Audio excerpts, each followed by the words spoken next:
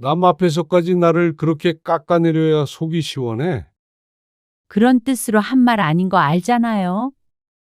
그럼 무슨 뜻으로 한 말인데? 그냥 당신이 집에만 있으니까 일 좀 했으면 해서 한 소리죠. 내가 퇴직한 지 1년이 됐어. 2년이 됐어. 아니, 내가 뭐 당신 욕을 한 것도 아니고 그거 가지고 이래요? 너무 예민한 거 아니야? 예민. 평생 일해서 처자식 먹여 살렸는데.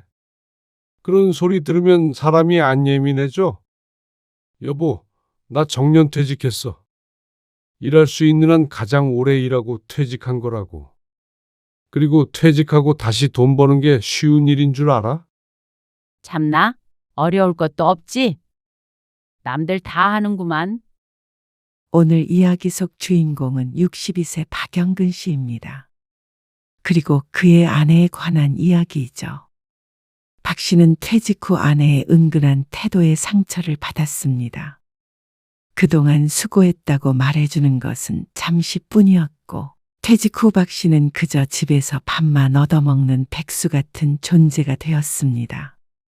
아내의 태도는 점점 변했습니다. 그러다가 남들에게 남편인 자신을 흉보는 것을 듣게 되었습니다. 다시 일할 생각은 안 하고 집에서 놀고 먹는다는 식의 그 발언을 듣고 박 씨는 놀라서 따지지도 못했죠. 농담으로 듣고 지나치기엔 그동안 아내가 박 씨에게 눈치를 준 것이 한두 번이 아니었습니다.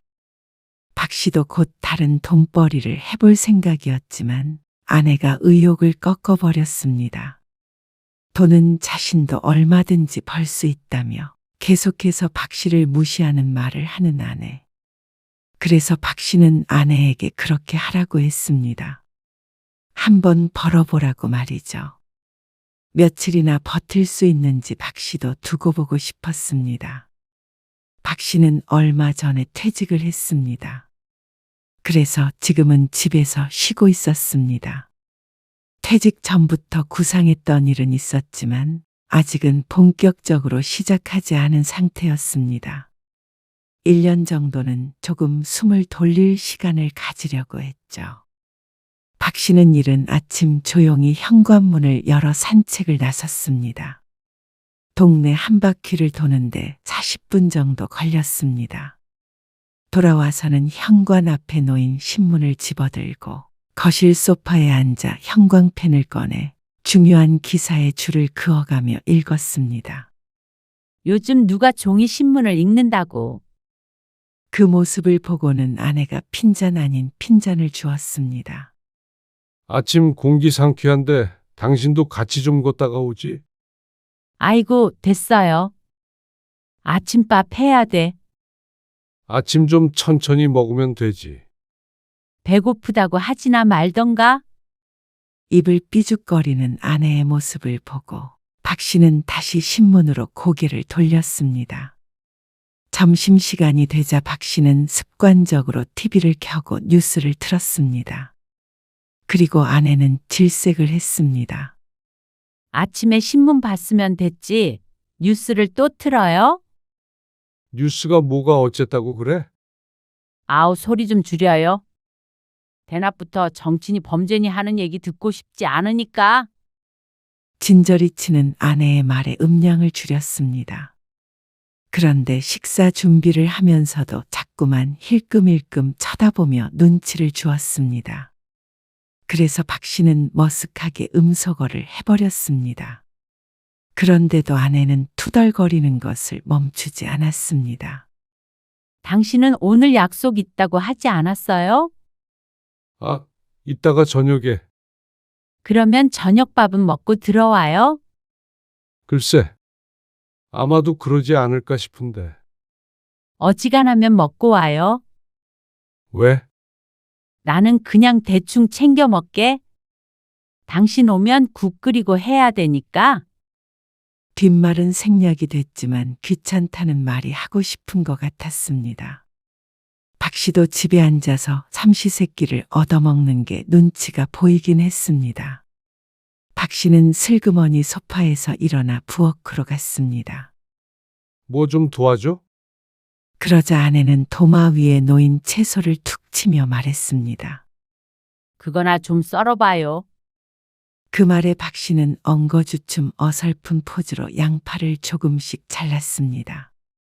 모양도 삐뚤빼뚤하고 크기도 일정하지 않았지만 그래도 최선을 다했습니다. 이 옆으로 좀 비켜봐요. 걸리적거리지 말고. 아내의 말에 무심코 옆으로 한 발짝 비켰던 박 씨는 아내의 말을 곱씹고 미간을 찡그렸습니다. 걸리적거리지 말라고? 아니, 부엌이 좁잖아. 아, 그냥 당신은 앉아 있어요. 딱히 도움은 안 되니깐. 부엌에서 쫓겨나고도 기분이 그렇게 좋지는 않았습니다. 쓸모없는 사람 취급을 당한 것 같았습니다. 일만 하며 살았으니 당연히 부엌 일이 서툴 수밖에 없었습니다. 집안일을 하더라도 실력이 필요 없는 빨래나 청소 같은 걸 했지 음식은 해본 적이 없었습니다. 하지만 아내의 말처럼 도움이 안 되는 것은 맞기에 현관 쪽에 묶어놓은 쓰레기 봉투를 집었습니다. 이거라도 해야 눈치가 안 보이지. 가만히 앉아 있다가는 또 눈총을 받을 것 같았습니다. 하지만 씁쓸한 마음은 여전했습니다. 이런 식으로 아내가 자신을 귀찮아하는 때가 종종 있었습니다. 할 일 없으면 나가서 밥이라도 먹고 오는 게 도와주는 거라는 식이었습니다. 당신 무슨 사업 구상 중이라고 하지 않았어요? 아내가 밥을 먹으며 물었습니다. 그렇게 거창한 거는 아니고 좀 더 나이 먹어서까지 할 수 있는 일 찾아보려고 하지. 왜? 빨리 좀 시작해야 하지 않겠어요? 왜? 그냥 언제까지 집에 있어요? 쉴 만큼 쉬었잖아요. 아직 퇴직한 지 몇 개월 되지도 않았어. 그 정도 쉬면 다 쉰 거지. 집에 있는 나도 좀 생각해줘요. 당신이 왜? 나도 할 일이 많은데 당신 밥 차리느라 시간 다 가는 것 같아. 아내의 말에 박 씨는 밥 먹던 숟가락을 내려놓았습니다. 그러자 아내는 하던 말을 멈추고 방금 무슨 말이라도 했냐는 듯 열심히 밥 먹는 척을 했습니다. 밥맛이 뚝 떨어진 박 씨는 물만 한 잔 마시고 일어났습니다. 왜 먹다 말아요? 입맛이 없어. 아내는 박 씨와 함께 집에 있는 시간이 힘든 듯 했습니다. 이렇게 한마디씩 할 때면 많은 생각을 하게 했습니다. 박 씨는 은퇴 후에 아내와 같이 집에서 함께 TV도 보고 맛있는 것도 해먹고 그렇게 편히 쉴 생각을 해왔었는데 그런 걸 원한 건 박 씨뿐인 듯 했습니다. 그러던 어느 날이었습니다. 주말에 우리 집에서 모임하는 거 알죠? 알어. 근데 왜 우리 집에서 해? 나가서 먹지. 지난번에 선희 언니네서 먹었잖아요. 이번엔 우리가 대접해야지. 음식해야 하잖아. 당신 힘드니까 그냥 시켜서 하자, 그럼. 에이, 어떻게 그래요? 그러면 흉보지. 그럼 내가 장 봐올게. 뭐 사와야 하는지 좀 적어줘. 박 씨는 아내를 적극적으로 도와주기 위해 노력했습니다. 적어주는 목록을 가지고 집 앞 마트에도 다녀오고 약속 날 전에는 집 전체를 청소했습니다. 그래도 남들이 와서 신경 쓸 텐데 안 그래도 요즘 예민한 아내에게 부담을 주기가 싫었습니다. 그렇게 토요일 점심 부부 동반 모임을 같이 하는 두 부부가 박 씨의 집으로 방문했습니다. 아내는 아침 일찍부터 분주했고 박 씨도 할 일이 무척 많았죠. 어머나, 무슨 음식을 이렇게나 준비했어? 집사람이 아침부터 열심히 만들었어요. 아이고, 와이프 자랑은? 오랜만에 집안이 북적거렸습니다. 여섯이서 즐겁게 식사를 하며 대화를 나눴습니다. 근데 나부터 막걸리야. 운전은 어떻게 하게? 아, 대리 부르면 되지. 주말인데 좀 편히 놀자. 요즘에 계속 이래요. 아, 직원이 있는데 자꾸만 자기가 나가서 일해. 나이 먹었으면 집에 좀 있지. 내 나이가 어때서? 20년은 더 일하지. 여기 선인애처럼 여행도 다니고 하면 얼마나 좋아?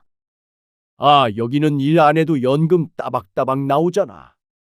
그러다가 남자들의 일 얘기가 나왔습니다.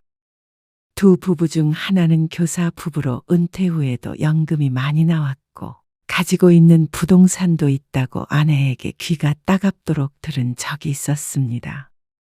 그리고 또 한 부부는 사업을 하는데 직원이 10대 명이 된다고 들었습니다. 그리고 자연스럽게 화제는 박 씨에게로 이동했습니다. 아직은 뭐 집에서 쉬지. 쉴 수 있을 때 푹 쉬어. 다시 일 시작하면 이때가 제일 좋다고 할걸? 아이고, 아내 무서워서 얼른 다시 나가야죠. 서로 웃으며 농담을 주고받으며 식사를 이어갔습니다. 술이 한두 잔 들어가니 남녀 무리가 나뉘었습니다.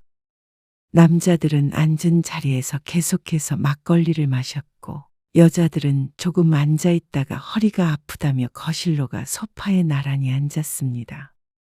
과일을 먹으며 수다를 떨겠다고 했죠. 막걸리 더 없어. 조금만 사놨는데 잠깐만 금방 가서 사올게요. 박 씨는 한창 떠들던 중에 잠시 자리에서 일어났습니다. 그러고 나서 마트에 들렀다가 들어왔죠. 그런데 거실에서 여자들이 하는 소리가 들렸습니다. 나는 부럽기만 한데. 연금 있지, 사업하지. 우리는 뭐 퇴직금밖에 없네. 그래도 진짜 성실하게 회사 다녔잖아. 그러면 뭐해? 앞으로 다시 돈 벌어야죠. 남은 인생이 긴데 벌써 퇴직했으니까. 그럼 요즘 집에서 쉬고 있다고? 그러니까 내가 미칠 노릇이라는 거지. 종일 집에 있으면 밥도 새끼 차려야 하고. 집안일은 전혀 안 도와줘. 도와주긴 하는데. 안 도와줘도 되니까 제발 좀 나가서 돈이나 벌어왔으면 좋겠네요. 집에 같이 있는 것도 불편하고. 어머나, 너무했다. 너무하긴요. 나도 집에 늘 혼자 있다가 남편 수발 들려니까 힘들어서 그렇죠. 돈만 딱딱 갖다 주는 게 좋죠. 남자들은 안 그래요? 농담이랍시고 웃으며 하는 말에 여자들은 어색한 웃음을 흘렸습니다. 그때 그중 하나와 박 씨의 눈이 마주쳤습니다. 아이고, 농담도 잘하네. 애써 수습하는 목소리에도 아내는 박 씨의 존재를 눈치채지 못하고 한마디를 덧붙였습니다. 남자들은 돈 안 벌면 막 자존감 낮아지고 그러지 않나? 우리 남편은 그런 것도 없나 봐. 나 같으면 뭐라도 하려고 할 텐데. 나머지 둘은 대꾸는 하지 않고 서로를 민망한 표정으로 바라볼 뿐이었습니다. 아내는 막걸리를 몇 잔 마셔서 그런지 그런 것도 눈치채지 못하고 자기 할 말만 했죠. 박 씨가 그걸 못 본 척하고 그냥 지나쳤습니다. 사람들 앞에서 싸울 것도 아니고 또 비참한 기분이 들고 너무 창피했습니다. 그런 분위기를 알았는지 30분이 채 안 돼서 여자들이 남자들을 데리고 자리에서 일어났습니다. 왜 더 안 마시고? 에이, 얼른 가야지. 여기도 치우고 쉬어야 하니까. 더 계셔도 되는데. 그런데 박 씨는 예의상이라도 붙잡는 말을 하지 못했습니다. 자꾸만 아내가 사람들에게 했던 말이 떠올랐습니다. 손님들이 돌아간 후 집안은 조용해졌습니다. 당신도 놀지만 말고 좀 치워요. 밥값은 해야지. 아내는 박 씨가 무슨 말을 들었는지도 모르고 말했습니다. 여보, 어? 내가 여태 밥값을 못했어? 갑자기 왜 그래요? 남 앞에서까지 나를 그렇게 깎아내려야 속이 시원해? 어? 아내는 식탁을 정리하던 손을 잠시 멈췄습니다. 아, 들었어요? 들었냐고? 내가 한심하다는 듯이 얘기하던데. 퇴직했다고 내가 그런 얘기를 들어야 해? 아니, 당신이 다른 사람한테 그런 얘기하는 걸 내가 들어야 해. 그런 뜻으로 한 말 아닌 거 알잖아요. 그럼 무슨 뜻으로 한 말인데? 그냥 당신이 집에만 있으니까 일 좀 했으면 해서 한 소리죠. 내가 퇴직한 지 1년이 됐어. 2년이 됐어. 아니, 내가 뭐 당신 욕을 한 것도 아니고. 그거 가지고 이래요? 너무 예민한 거 아니야? 예민? 평생 일해서 처자식 먹여 살렸는데. 그런 소리 들으면 사람이 안 예민해져? 나 정년 퇴직했어. 일할 수 있는 한 가장 오래 일하고 퇴직한 거라고.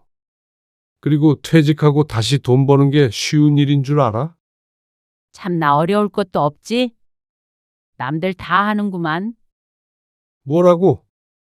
아내는 돈 버는 일을 너무 대수롭지 않게 생각했습니다.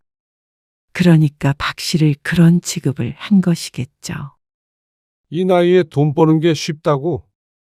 뭐라도 의지만 있다면 하는 거죠. 당신은 애초에 하려고를 안 하는 거고.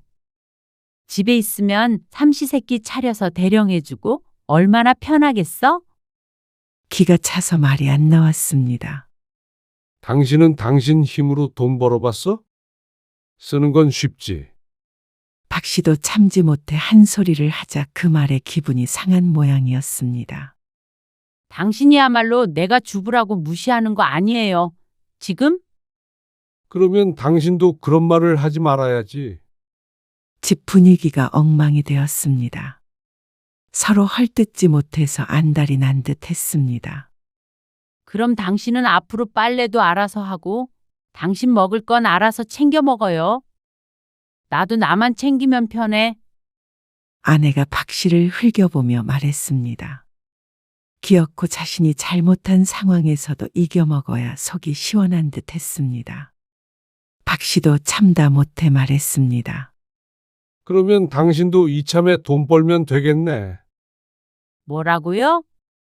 이 나이에 돈 버는 거 쉽다며? 나도 내 밥 알아서 먹을 테니까. 당신도 돈 알아서 벌어서 써. 누가 그러라면 못할 줄 알고? 그렇게 해. 나도 당신이 원하는 대로 할 테니까. 그러자 아내는 자신이 한 말을 주워 담을 수는 없었던 모양이었는지 분한 표정으로 돌아섰습니다. 정리가 덜 된 부엌은 박 씨가 마저 치웠습니다. 이제부터 똑같이 해야 하니 잘하든 못하든 할 생각이었습니다. 다음 날 거실 테이블에서 뭘 열심히 들여다보고 있길래 힐끔 보았더니 아내가 신문에 실린 구인 광고를 보고 있었습니다. 정말로 일자리를 구하려는 모양이었습니다. 그런데 며칠 뒤에도 똑같은 자세 그대로 앉아 있는 걸 보고는 말을 걸어보았습니다. 아직도 못 구했어? 그러는 당신은 뾰족하게 받아치는 아내. 나도 준비하고 있으니까 걱정 말고. 그런데 어느 날 안방에서 아내가 친구와 통화하는 소리를 우연히 들었습니다. 전화해 봤더니 다 안 된대. 인터넷? 인터넷으로도 다 해봤지. 사무보조랑 카페 같은 데는 다 젊은 사람만 뽑는다잖아. 경력도 없으니까 자꾸만 거절당해. 컴퓨터도 잘 못하는데 그러니까 나라도 나 안 뽑겠더라고. 내가 이 나이에 어디 가서 일자리를 구해야 하는지 정말 쓸모없는 인간이 된 것 같은 기분이야. 울적한 아내의 목소리에 박 씨도 기분이 좋지 않았습니다. 아내는 호언장담했지만 현실은 더 냉혹했습니다. 박 씨가 평생 회사에 다닌 것처럼 아내도 평생 살림만 했기에 할 줄 아는 것이 없는 것이 당연했습니다. 집에서는 주부로서 베테랑이었지만 사회에서는 반겨주질 않으니 충격을 받은 것 같았습니다. 그리고 그걸 보는 박 씨도 씁쓸했죠. 그러다 얼마 후 아내는 당당하게 말했습니다. 나 내일부터 출근해요. 어디로? 그러자 당당했던 목소리가 조금 크기가 줄어들었습니다. 이 앞에 이 앞에 어디? 마트? 아내의 말에 박 씨가 놀란 눈으로 쳐다보았고 아내는 그 눈길을 살짝 피했습니다. 계산하는 일인데 별거 아닌 것 같더라고. 그래? 박 씨도 고개를 끄덕였습니다. 세상에 별거 아닌 일이 어디 있겠나 생각했지만 아내는 조금 창피할지언정 긴장되거나 하진 않은 모양이었습니다. 조심히 다녀와. 다음 날 박 씨의 담담한 말에 아내는 복잡한 감정이 떠있는 얼굴로 집을 나섰습니다. 그리고 저녁에 돌아온 아내의 손등에는 반창고가 붙어 있었습니다. 손은 왜 그래? 별거 아니에요. 물건 계산하다가 긁혔어요. 목소리에는 기운이 없었고 그대로 소파에 주저앉아 움직이지 않았습니다. 박 씨는 더 묻지 않았습니다. 아내는 자꾸만 다리를 주물렀습니다. 가끔 마트에 가도 주의 깊게 본 적은 없지만 아마도 종일 서서 계산을 하는 듯 했습니다. 그리고 며칠이 지나자 아내는 집에 들어서자마자 신발도 벗기 전에 가방을 내려놓고 현관 앞에 쓰러졌습니다. 허리가 끊어질 것 같아. 박 씨는 말없이 아내가 자기 전 머리맡에 파스를 놓아두었죠. 그 사이에 박 씨는 집에서 일을 시작했습니다. 컴퓨터로 물건을 파는 일인데 요즘에는 내가 물건을 갖고 있지 않아도 인터넷상에서 물건을 팔고 창고에서 배송을 해주는 시스템이 있었습니다. 박 씨도 퇴직 전부터 알아보고 있던 일이었죠. 물론 처음에는 돈이 잘 안 되겠지만 그래도 박 씨가 회사에서 다니면서 해왔던 일과 크게 결이 다르지 않은 일이었습니다. 적어도 나가서 경비원이 되는 것보다는 잘할 수 있는 일이었죠. 아내는 정말로 박 씨의 밥을 차려주지 않았습니다. 아침에도 혼자만 간단하게 차려 먹고 나갔고 저녁에 와서도 혼자 먹고 치워버렸습니다. 빨래도 자신의 옷만 했고 말이죠.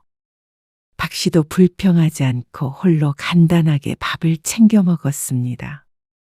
할 줄 아는 게 많지 않다 보니 늘 메뉴는 비슷비슷했지만 그래도 의미가 있다고 생각했습니다. 이제 회사원도 아닌데 아내 없이도 뭐라도 해먹을 줄은 아는 게 좋았으니 말이죠. 그리고 그게 결코 쉽지는 않았습니다. 장도 스스로 봐야 했습니다. 아내는 딱 자신이 먹을 만큼만 사서 해먹었기 때문이었습니다. 냉장고에 먹을 게 떨어져 집 밖을 나섰습니다. 가장 가까운 마트로 자연스럽게 향하다가 걸음을 멈췄습니다. 아내가 마트에 있기에 다른 곳으로 가는 게 좋으려나 생각했죠.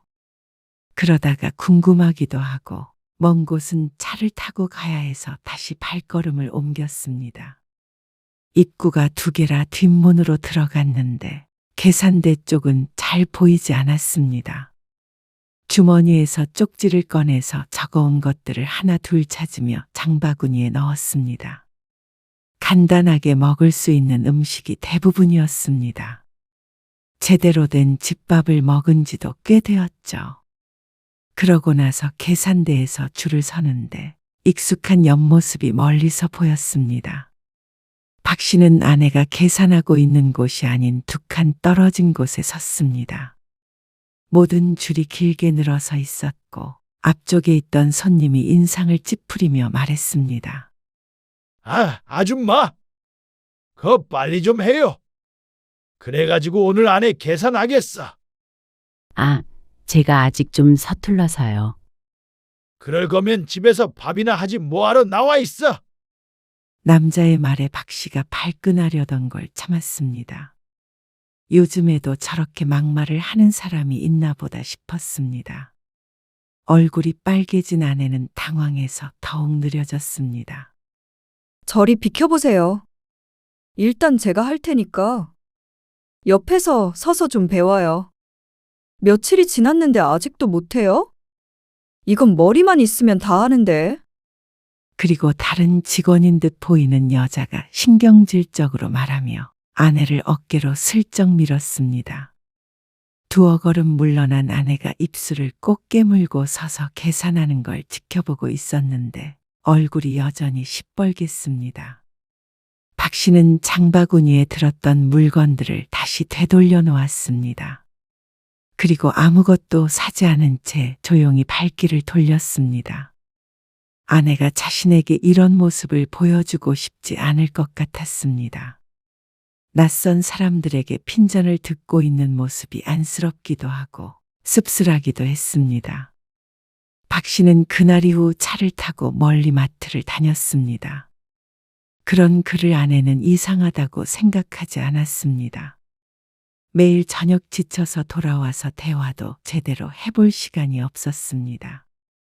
일은 할만해? 할만해요. 별로 어려운 일도 아닌데. 그렇게 한 달 후 아내는 처음으로 월급을 받았습니다. 월급 받았으니까 고기라도 사 먹지 그래? 고기는 무슨. 아깝게. 아내는 돈이 아깝다고 중얼거렸습니다. 고기를 제일 좋아하던 아내가 변했습니다. 이 돈 벌려면 내가 몇 시간 서 있어야 하는데. 이어지는 말은 박 씨 들으라고 하는 소리는 아닌 듯 했지만 박 씨는 놀라웠습니다. 그러던 어느 날이었습니다. 박 씨의 아내는 며칠 출근을 하지 못했습니다. 물건을 정리하는 걸 돕다가 허리를 다쳤다고 했습니다. 아니, 계산만 하면 되는 거 아니었어? 물건을 왜 옮겨? 그게 그렇게 단순한 일인 줄 알아요? 손 비면 이것도 하고 저것도 하는 거지. 그래도 몸은 아껴야지. 마트에서 계산하다가 허리를 다쳐오는 사람이 어디 있어? 잔소리 할 거면 나가요. 아내는 무척 속상한 것 같았습니다. 그리고 다른 사람들에게도 안 좋은 소리를 들은 것 같았죠. 아내는 한동안 허리를 짚고 다녔습니다. 그리고 어느 정도 나아서는 다시 출근을 했습니다. 아내는 점점 웃음을 잃어갔습니다. 하루가 고된지 머리만 뉘이면 잠에 들었습니다. 아침에는 늘 퀭해 보였고 말이죠. 그러더니 어느 날 말했습니다. 나 마트 일 그만뒀어요. 이제 그만하게. 아니, 식당에 취직했어. 요리해. 그건 아니고 아내는 갑자기 마트를 그만두고 식당에서 서빙을 하기로 했다고 했습니다. 백숙을 파는 식당인데 여름이 끝나가니 별로 안 바쁠 거라고 했습니다. 그런데 그날 이후로 아내는 더욱더 녹초가 되어 돌아왔습니다. 근무 시간도 11시부터 9시까지라서 쉴 만한 시간은 자는 시간밖에 없었습니다. 그거 뚝배기에다가 나오는 곳 아니야? 그 무거운 걸 서빙하는데 그럼 병이 안 나고 배겨? 아내는 자다가도 끙끙 앓았습니다. 아직 날이 더워 장사가 여전히 잘 되는 모양이었습니다. 그런데도 아내는 고집스럽게 출근을 했습니다. 이제 그만두면 또 갈 만한 데가 없는 것 같았죠. 어느 날은 표정이 너무 좋지 않아 물었더니 진상 손님을 만났다고 했습니다. 갑자기 머리카락이 들었다는 거야. 내가 갖다 줄 때는 분명히 없었는데. 그리고 그렇게 짧은 머리는 자기밖에 없는데. 근데 사장님까지 나한테 사과하라고 그러고. 그런데 그런 일이 하루 이틀이 아니었습니다. 거의 매일같이 아내는 하소연할 일이 생겼습니다. 아내가 일을 시작한 뒤로 마음이 상했는지 박 씨에게 말을 잘 걸지 않았었는데 하소연할 사람이 집에 자신밖에 없으니 말문이 트인 듯 했습니다. 그렇게 식당에서도 한 달 반을 일하더니 어느 날 저녁 아내가 밥을 먹다가 말고 갑자기 눈물을 흘리기 시작했습니다. 퇴근 시간이 늦어 밥 먹는 시간도 늦었죠. 박 씨는 잘 준비를 하려다가 말고 아내를 보고 깜짝 놀랐습니다. 여보, 아내는 떨리는 목소리로 말했습니다. 내가 잘못했어. 그동안 당신한테 함부로 말했던 거 후회돼요. 내가 돈 벌어보니까 정말 힘들다. 아내의 말에 박 씨는 웃음 섞인 한숨을 내쉬었습니다. 어쩐지 힘이 빠지는 듯 했습니다. 당신은 어떻게 수십 년을 버텼어요. 안 좋은 꼴도 많이 봤을 텐데. 난 밤에 잠들 때마다 내일이 안 왔으면 할 때도 많어. 다 그러고 사는 거지. 남이 돈 벌기가 쉽나. 무슨 일을 하든지 똑같지 뭐. 얼른 밥 먹어. 배고프겠다. 아내는 여전히 눈물을 글썽거렸습니다. 그렇게 일만 한 당신, 퇴직했는데 집에서 제대로 못 쉬게 해서 미안해요. 내가 왜 그렇게 못되게 굴었는지 몰라. 박 씨는 잠시 침묵했습니다. 분명히 아내에게 섭섭해서 보기 싫기도 했었는데 그동안 쌓였던 서운함과 상처가 한순간에 사라지지는 않았지만 박 씨도 마음에 여유가 생겼습니다. 나도 일 시작했고 당신까지 안 벌어도 어려운 상황 아니잖아. 집에 있어. 그래도 돈 벌어오라는 게 아니라 존중을 해달라는 말이었지. 나도 당신 존중해. 그동안 내가 일한 만큼 당신도 집에서 고생 많았잖아. 애들 키우고. 여보, 나도 3달 동안 밥을 너무 허술하게 먹어서 그런지 당신이 해준 밥 그리워. 아내는 고개를 숙였습니다. 박 씨는 그런 그녀를 탓하지 않았습니다. 박 씨도 마음이 안 좋던 참이었습니다. 언제까지 하나 두고 보자는 오기가 있었기에 말리지 않았던 것이지 아내가 괴로운 걸 즐긴 적은 없었죠. 당신은 이제 집안일 아무것도 하지 말아요. 밥도 해주고 빨래도 하고 청소도 하고. 됐어. 같이 해. 아내는 월말까지 일하다 그만두었습니다. 아내는 좀 더 일하겠다고 했지만 박 씨가 말렸습니다. 아내까지 일을 하니 서로 대화할 시간도 없었고 경제적으로 좀 더 여유는 있을지언정 행복하지 않았죠. 남은 인생은 서로 위하며 살자. 그 후로 박 씨와 아내는 예전보다 훨씬 서로를 이해하게 되었습니다. 아내는 다시 집안일을 맡았고 박 씨의 온라인 사업도 점점 궤도에 올랐습니다. 그래서 박 씨는 사무실을 얻어나갔습니다. 생활과 일의 공간이 구분되는 게 박 씨에게 그리고 아내에게도 더 좋았습니다. 아직 대단히 성공했다고는 할 수 없었지만 남은 인생 배골코 살지는 않을 것 같았습니다. 저녁 식탁에서는 서로의 하루 이야기를 나누며 웃음소리가 끊이지 않았죠. 여보, 오늘 뭐 먹고 싶어요? 당신이 해주는 건 뭐든 맛있지. 내가 하는 것보단. 두 사람은 이제 서로의 노고를 진심으로 인정하고 감사했습니다. 오히려 이전보다 훨씬 가까워진 듯 했죠.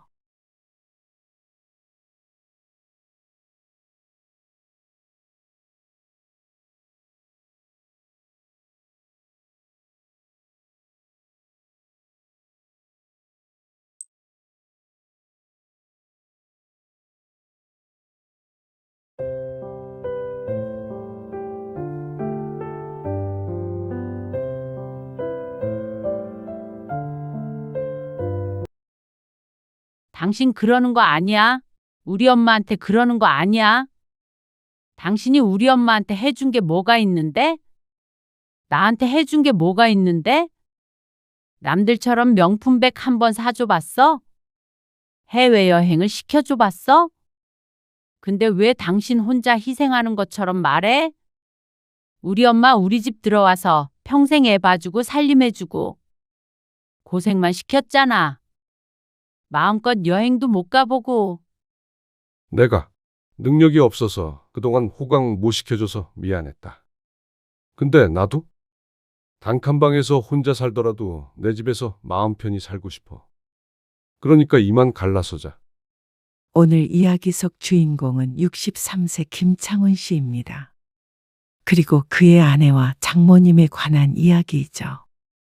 김 씨는 지난 30년간 장모님을 모시고 살았습니다. 결혼하고 얼마 안 된 신혼 때부터였죠. 피치 못할 사정에 오갈돼 없어진 장모님을 딱하게 여긴 김 씨는 없는 형편에도 자신이 장모님을 건사하겠다고 나섰습니다. 그것이 자식된 도리라고 생각했습니다. 쉽지 않은 결정이었지만 장모님을 혼자 내버려 둔다는 선택지는 김 씨에겐 애초에 없었습니다. 그렇게 30년이었습니다.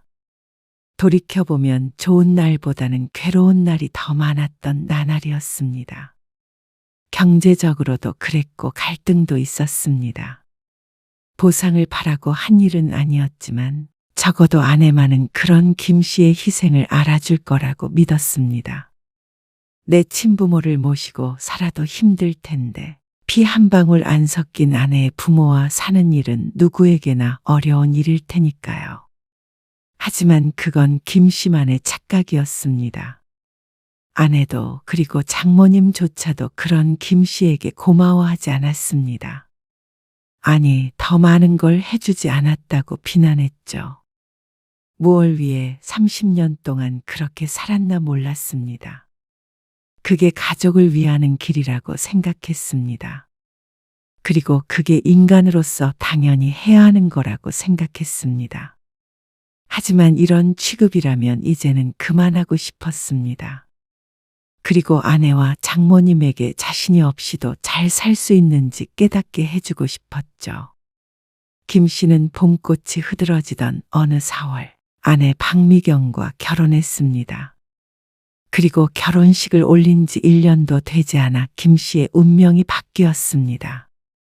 아내와 함께 자식들을 낳아 알콩달콩 살고 싶었던 김 씨의 꿈이 산산조각 나는 일이었습니다. 당신도 알지?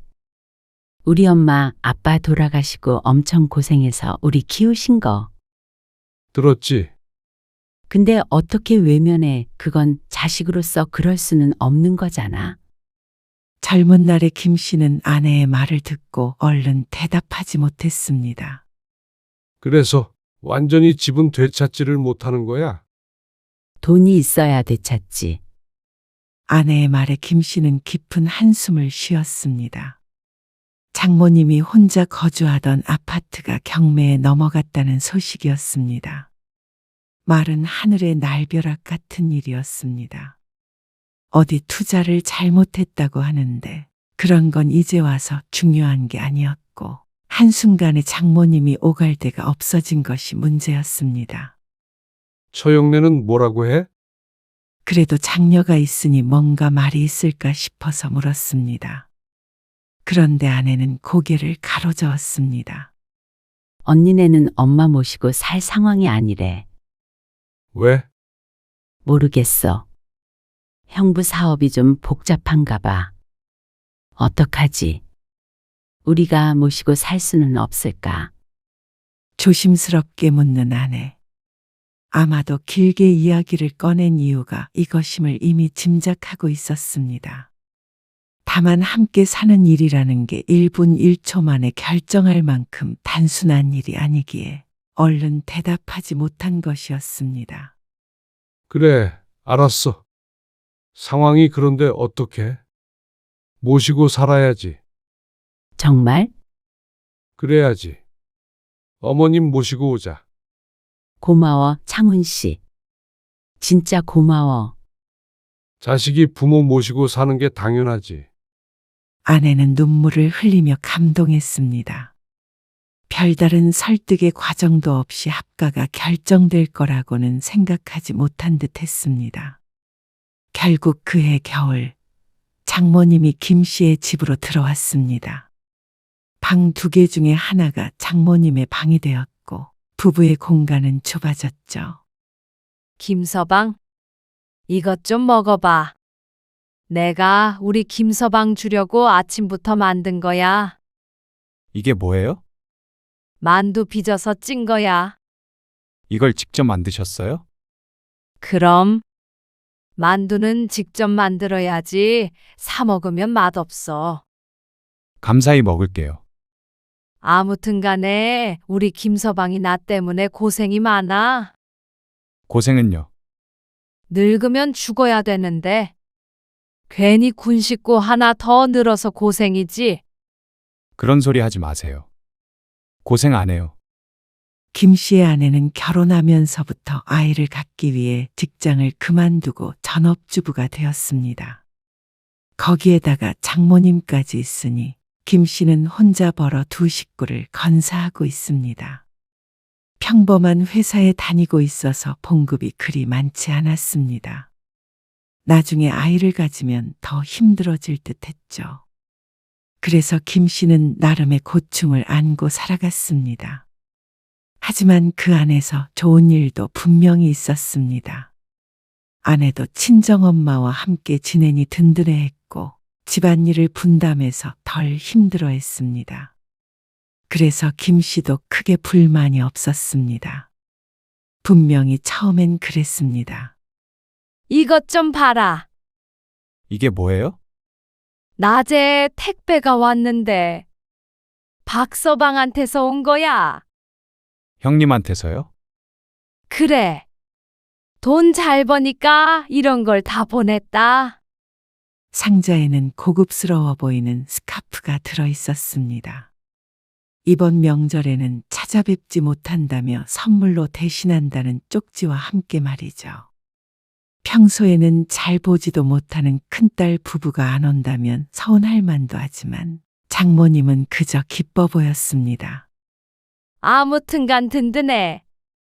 이렇게 장모를 생각하는 사위가 있을까? 김 씨는 택배 상자를 정리하다가 장모님의 말에 멈칫했습니다. 회사를 운영하다 보니까 사람이 통이 커. 지난번에는 핸드백 사줬잖아. 기억해? 네. 기억하죠. 장모님이 작은 방에 신주단지 모시듯 보관하고 있는 것이었습니다. 한 번도 들고 외출하는 걸 본 적이 없었습니다. 아이고, 내가 괜히 김서방한테 자랑했네. 월급쟁이랑 사업하는 사람이랑 같나? 신경 쓰지 말어. 사람이 돈 좀 못 벌 수도 있지. 그런 게 중요한가? 마음이 중요하지.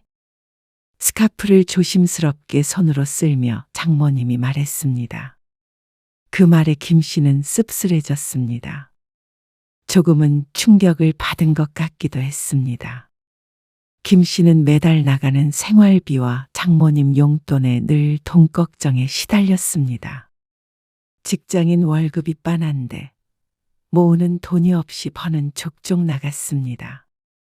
아이를 갖기 위해 아내가 집에 있는 것인데 장모님이 있어 아이를 갖기 위해 노력하는 것도 쉽지가 않았습니다. 그런데 어쩐지 큰 사위와 비교하는 듯한 말에 마음에 상처를 입고 말았죠. 엄마 말 너무 신경 쓰지 마. 그냥 하시는 소리지. 아내는 그런 장모님을 이해하라고 했습니다. 별 뜻이 없는 말이라며 말이죠. 하지만 큰 사위와의 비교는 끊임이 없었습니다. 하고 있다는 사업이 점점 잘 되는 것인지 씀씀이가 커졌고 자연스럽게 김 씨는 초라해졌습니다. 장모님의 생활비를 대는 것이 김 씨였는데도 불구하고 말이죠. 엄마 병원비는 냈어? 결제하고 왔어. 걱정이네. 자꾸 아파서. 그러게. 장모님은 자주 병원에 다녔고 종종 입원을 해서 영양제를 맞기도 했습니다. 그리고 보험이 안 되는 병원비는 전부 김 씨의 몫이었습니다. 박서방? 그래. 병원이야. 지난번에 보내준 그 보약 말이야. 그것 때문에 조금 몸이 괜찮은 것 같아. 그래. 아무튼 나한테는 박서방이 최고야. 알지? 장모님이 있는 병실로 들어서자마자 들은 말이었습니다. 큰 사위와 통화를 하면서 한바구니를 짚고 있는 장모님을 보니 김 씨는 씁쓸했습니다. 저렇게 좋을까 싶었습니다. 퇴원할 때 마트 좀 들러. 과일이 좀 먹고 싶네. 네. 그럴게요. 날 더우니까 차 빼서 요 앞에 딱 서 있어야 해. 기다리게 하지 말고. 네. 반면 장모님은 김 씨를 꼭 운전기사 또는 자신이 부리고 있는 사람처럼 대했습니다. 어쩔 땐 조금 함부로 대한다 싶을 때도 있었죠. 하지만 김 씨는 이해하려고 노력했습니다. 사람은 누구나 곁에 있는 사람보다 떨어져 있는 사람이 더 애틋한 법이었으니까 말이죠. 박서방 네 애들은 벌써 영어 레슨인가 뭔가 시킨다고 하더라고. 그 혼자서만 받는 거 말이야. 학원 말고 과외식으로. 그게 돈이 많이 든다고 하는데 정말? 아직 유치원 다니잖아. 비쌀 텐데. 당연히 비싸겠지. 아이고, 그런데 너희는 애도 안 갖고 뭐 하냐? 병원에서 나와서 집으로 돌아가는 차 안에서 장모님이 갑자기 화살을 김 씨에게 돌렸습니다. 문제가 있는 건 아니지? 결혼한 지 3년이 지나도 애가 생기지 않으니 장모님이 걱정을 많이 했습니다. 하지만 작은 집안에 셋이 같이 사니까 좀처럼 눈치가 보여서 애를 만들지 못하는 자식들의 입장은 전혀 헤아리지 못하는 것 같았습니다. 꼭 가져야죠. 얼른 낳아. 둘 셋은 낳아야지. 낳기만 하면 내가 키워줄게. 우리 형편에 둘 셋을 어떻게 키워? 아내의 말에 장모님은 깊은 한숨을 쉬며 창밖을 바라보았습니다. 그리고 그 모습을 백미러로 보곤 김 씨도 속으로 한숨을 삼켰습니다. 이번에 박서방네는 큰 집으로 이사도 간다더라. 그래? 돈 잘 버나 보네. 사업이 아주 잘 된대. 사람이 그렇게 통이 크니까 뭘 해도 잘 되지. 남자는 자고로 그릇이 커야 해. 아이고, 우리도 그래도 방 3칸짜리엔 살아야 하지 않겠냐. 김서방 곧 승진한다고 하지 않았어? 에이, 승진한다고 그렇게 월급이 확 오르나? 김 씨는 스스로가 무척 작아지는 듯한 기분이 들었습니다. 분명히 열심히 살고 있는데 자꾸만 뒷걸음질을 하고 있는 기분이었습니다. 그리고 2년 뒤 김 씨에겐 아이가 생겼습니다. 예쁜 딸이었습니다. 김서방, 애 좀 봐. 네? 지금 몇 시예요? 4시야. 애 자꾸 울잖아. 선이는 낮 동안 애 보느라 고생 많으니까 김서방이 조금 일찍 일어나서 봐. 그러고서 방문이 닫혔습니다. 김 씨는 얼른 정신을 차리지 못했습니다. 방문 닫히는 소리에 옆을 돌아보니 아이가 울고 있었습니다. 아내는 그 소리가 들리지 않는 것인지 단잠에 빠져 있었습니다. 아직 출근 준비를 하기엔 이른 시간. 김 씨는 눈을 비비며 아이를 안아 올렸습니다. 아이를 낳기만 하면 다 봐주겠다고 하던 장모님은 아이는 아빠가 돌봐줘야 정서에 좋다며 육아를 떠넘기곤 했습니다. 주말에는 얼마든지 좋았지만 이렇게 이른 새벽에 일어나 아이를 볼 때면 괴로웠습니다. 이러고 나서 출근을 하면 피곤해서 머리가 잘 돌아가지 않았죠. 하지만 딸 고생하는 건 싫어하는 장모님은 자꾸만 김 씨를 깨웠습니다. 김 씨는 아내를 흔들어 깨우고 싶었습니다. 어깨에 손을 올렸다가 너무 고나게 자는 아내의 얼굴을 보니 손을 떼게 되었습니다. 김 씨가 회사에 나가 있는 동안 어린 아이를 보느라 아내도 힘들 것이 분명했기에 김 씨도 내 사람이 조금이라도 더 쉬었으면 하는 마음이 들었죠. 김서방, 옷차림이 그게 뭐야? 네? 아무리 식구라도 장모 앞에서 난닝구만 입고 돌아다녀? 남사스럽게. 아, 죄송합니다. 아이를 보다가 옷차림에 신경 쓰지 못하고 바로 방에서 나왔는데 그걸 보고는 장모님이 지적했습니다. 아내와 둘이 살았을 때는 보통 이렇게 돌아다녔지만 장모님과 함께 산 뒤에는 신경을 써야 했습니다. 실수라도 할 때면 이렇게 꼭 한 소리를 듣고는 했죠. 김 씨는 내 집이 더 이상 편하지 않았습니다. 내 집 같지가 않고 꼭 처가에 얹혀 사는 듯한 기분이었습니다. 아내는 육아도 집안일도 장모님이 도와주니 좋겠지만 김 씨만 홀로 외떨어진 섬이 된 기분이었습니다. 종일 힘들게 일하고 들어오면 장모님과 아내가 아이만 보고 있었습니다. 그렇게 셋만 같은 식구고 김 씨는 그 세 식구를 위해서 돈만 버는 존재처럼 느껴지곤 했습니다. 아니야. 애를 생각해서라도 열심히 살아야지. 그리고 그렇게 외롭고 가끔은 장모님이나 아내가 원망스러울 때면 스스로를 탓했습니다. 그런 생각을 하는 자신이 잘못됐다고 생각했죠. 인간의 도리를 하는 것뿐이라고 스스로를 설득했습니다. 그렇게 수십 년이었습니다. 그동안 김 씨는 취미 생활을 할 시간도 여유도 없이 살았습니다. 내 식구가 먹고 사는 일이 김 씨의 손에 달려 있었습니다. 그 부담감에 우울증에 걸린 적도 있었습니다. 물론 우울증에 걸렸다는 사실조차 아무도 알지 못했죠. 그렇게 악착같이 돈을 벌어서 저축도 하고 장모님의 소원처럼 방도 하나 늘렸습니다. 그러니 어느새 거울 속에 주름진 얼굴이 보이게 되었습니다. 그러면서 또 한 번 경제적으로 휘청거리기도 했습니다. 뭐라고요? 딸이 대학 입학을 앞둔 어느 날 장모님이 김 씨를 앉혀놓고 하는 말에 김 씨가 놀라 되물었습니다. 그리고 장모님은 대꾸를 하지 못하고 방바닥만 바라보고 있었습니다. 옆에 있던 아내가 오히려 장모님을 감싸며 말했습니다. 아니, 엄마가 그러려고 그런 건 아니고. 나쁜 건 그 아저씨야. 장씨 아저씨, 알지? 알아, 아는데. 장모님이 무슨 돈으로 그분 돈을 빌려주셨는데요? 지인의 부탁에 2천만 원을 대출받아 빌려줬다는 장모님. 그런데 돈을 갚아야 할 장씨인지 정씨인지가 잠적을 했다는 말이었습니다. 그동안 자잘한 사고를 많이 쳤던 장모님. 그리고 그걸 무마하기 위해서 동분서주했던 김 씨.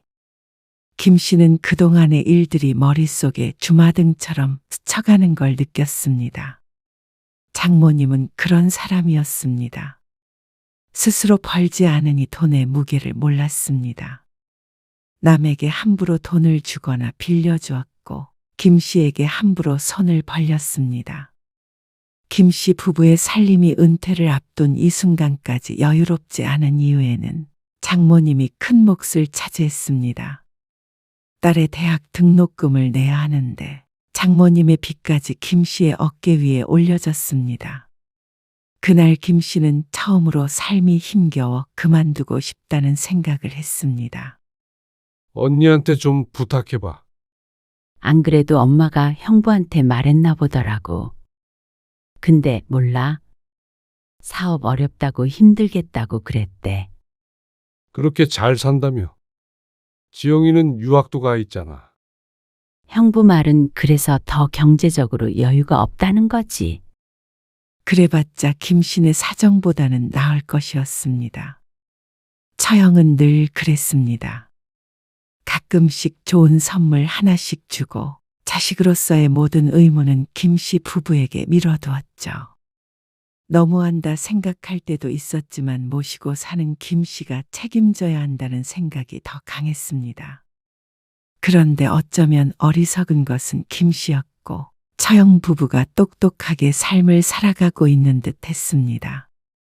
장모님의 빚을 갚느라 김 씨는 또 몇 년 고생을 해야 했습니다. 그런데 그런 김 씨의 노고를 알아준다면 그렇게 힘들지 않았을 것 같았습니다. 그맘때쯤 회사에서는 구조조정 바람이 불었습니다. 건설 경기가 급격히 악화되면서 50대 직원들부터 정리해고 대상이 되기 시작했습니다. 그리고 김 씨도 거기에서 자유로울 수가 없었습니다. 매일 아침 출근할 때마다 김 씨는 불안했습니다. 오늘도 살아남을 수 있을까? 집에서는 생활비와 장모님 용돈, 아이 교육비로 빠듯했고, 회사에서는 언제 잘릴지 모르는 상황이었습니다. 스트레스성 위험을 달고 살았습니다. 그래도 좋은 날은 온다고. 김 씨는 회사에서 살아남았습니다. 장모님의 빚도 갚았고, 딸은 좋은 대학에 장학금을 받고 들어가 김 씨의 짐을 좀 덜어주었습니다. 여보, 우리 둘이 여행 다녀올까? 제주도 같은 데도 한 번도 못 가봤네. 해외는 물론이고 국내 여행도 해본 기억이 많이 없었습니다. 이제 자식도 다 컸으니 부부만의 시간도 필요하지 않을까 생각했습니다. 그래서 결혼 기념일이 다가왔을 때 아내에게 말했죠. 때마침 장모님도 처형네와 함께 강릉에 다녀온다고 했습니다. 그러니 장모님 혼자 있을 걱정도 안 해도 되고 이번이 기회라고 생각했습니다. 장모님과 함께 살며 아내와도 멀어진 기분이었습니다. 부부가 함께 오래 살다 보면 갈등이 있기 마련인데 김 씨 부부는 장모님이라는 갈등 요소가 하나 더 있으니 어쩌면 당연한 것인지도 몰랐습니다. 좋아. 오랜만에 둘이 오붓하게 있네. 아내도 흔쾌히 좋다고 했습니다. 출발하기 이틀 전까지만 해도 모든 게 완벽했습니다. 항공편도 예약했고 숙소도 잡고 맛집 리스트까지 만들어뒀습니다.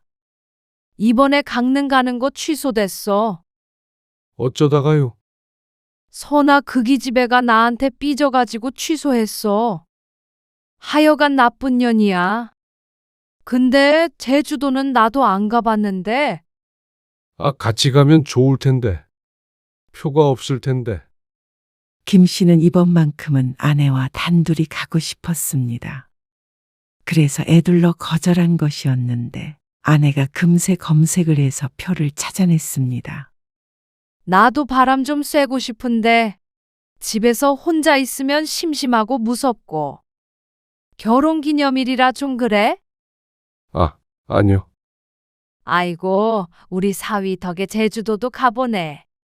결국 결혼 기념일에 셋이서 제주도로 떠났습니다. 숙소는 급하게 방 하나를 더 잡아야 했죠.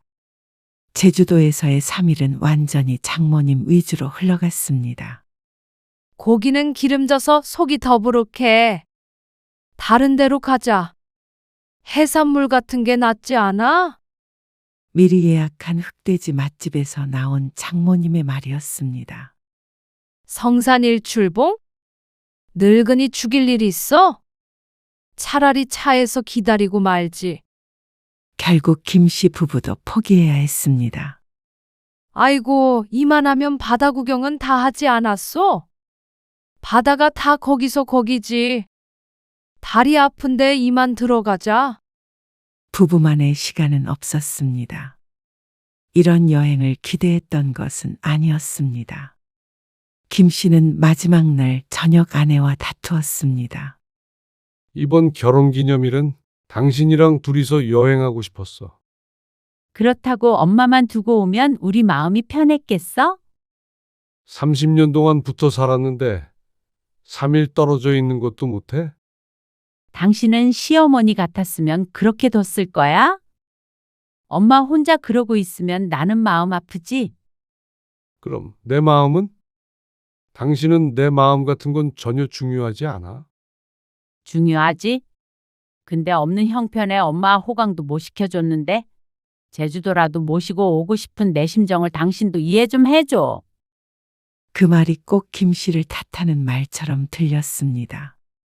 김 씨가 돈을 못 벌어 장모님 호강도 못 시켜준 것처럼 말이죠.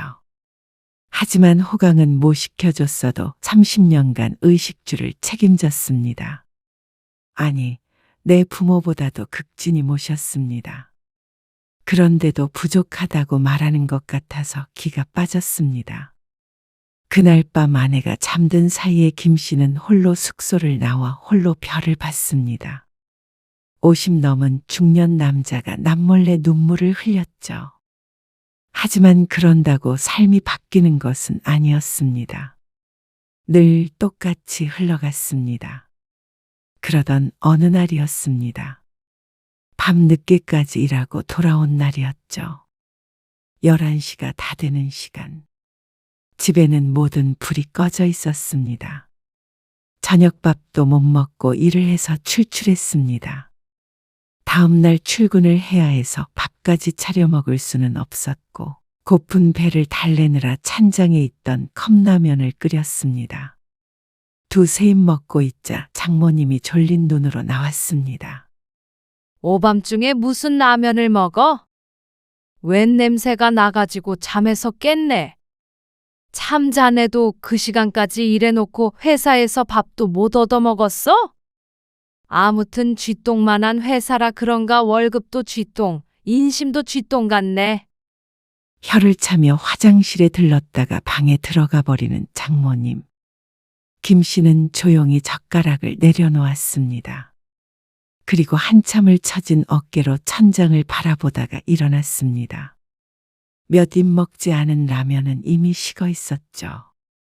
하루하루가 지쳤습니다. 또 그렇게 세월이 흘렀습니다. 김 씨는 퇴직을 하게 되었습니다. 그리고 퇴직하고 얼마 안 되어서 장모님은 치매 초기 진단을 받았습니다. 처음에는 가벼운 건망증 정도였지만 점차 심해져 갔습니다. 80이 넘은 장모님은 치매에 걸린 이후 거동까지 더 불편해진 듯 했습니다. 아니, 점점 아이가 되어가는 듯 했습니다. 김서방, 내 놈이 내 지갑 훔쳐갔지? 지갑을 훔쳐가다니요. 박서방이 나한테 사준 지갑. 이 도둑놈이 훔쳐갔네. 아니에요. 장모님, 달려들려는 장모님을 제지하느라 애를 먹었는데 아내는 그 옆에서 자신의 엄마가 이렇게 변한 게 괴롭다고 훌쩍거렸습니다. 얼마 전에는 딸이 독립을 했습니다. 제 할머니의 등살에 못 이겨서 집에서 멀지도 않은 회사 근처로 방을 얻어나갔습니다. 그리고 장모님을 돌봐야 할 아내는 손을 놓고 있었습니다. 당신이 집에 있으니까 장모님을 좀 돌봐드려야지. 어딜 그렇게 다녀? 간병인 있잖아. 나도 숨 좀 쉬고 살자. 간병인이 완전히 공짜가 아니잖아. 지금 돈 때문에 그러는 거야? 그것도 그렇고 모르는 사람보다는 당신이 나을 거 아니야. 장모님 그렇게 불안해하시고 자꾸만 딸들 찾으시는데 나도 힘들어 죽겠어. 김 씨는 퇴직 후 새로운 일자리를 알아보고 있었는데 그것도 기약 없이 멈춰진 상태였습니다. 간병인이 있다고 하지만 24시간 쓸 수도 없었기에 가족 중 누군가는 그 옆에 있어야 했습니다. 겨울에 잠옷 차림으로 혼자 나가서 길을 잃어버릴 뻔한 뒤로는 꼭 그래야 했습니다. 그리고 그건 아내가 아니라 김 씨가 되는 경우가 많았습니다. 내 덩치에 엄마 부축을 어떻게 해? 당신이 나보다 나을 거 아니야? 장모님이 아내보다 풍채가 있다 보디 힘에 부친다는 게 이유였습니다. 하지만 김 씨가 장모님을 돌볼 수 있는 데에는 한계가 있었습니다. 씻기는 것이나 옷 갈아입히는 것도 할 수가 없었고 그렇다고 밥이라도 잘 차려줄 수도 없었습니다. 당신은 일만 했지? 집에서 할 줄 아는 게 하나도 없어?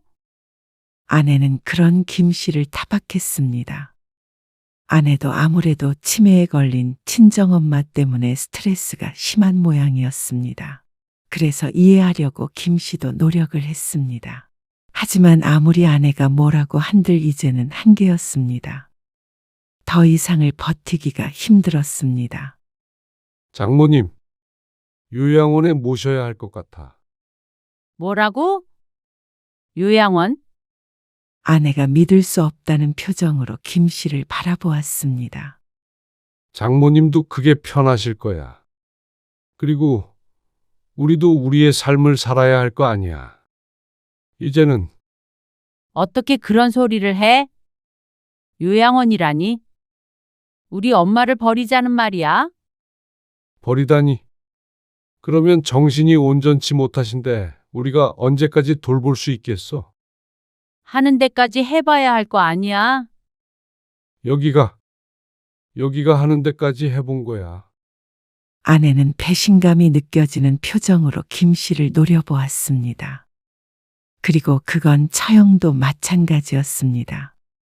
주말에 처형 부부가 집으로 찾아왔습니다. 엄마가 둘, 아니 애까지 셋 뒷바라지 하느라 평생 얼마나 고생했는데 이제 와서 요양원에 보내자고 할 수가 있어? 참 허탈했습니다. 모두의 기억이 다른 것인지. 김 씨는 자신이 평생 장모님을 모시고 살았다고 생각했습니다. 하지만 졸지에 평생 뒷바라지 해준 장모를 버리는 천하의 쓰레기가 되어버렸습니다. 그럼 모시고 가세요. 요양원이 그렇게 안타까우면 이제 처형이 좀 모시고 사세요. 그러자 금세 얼굴을 바꾸며 말했습니다.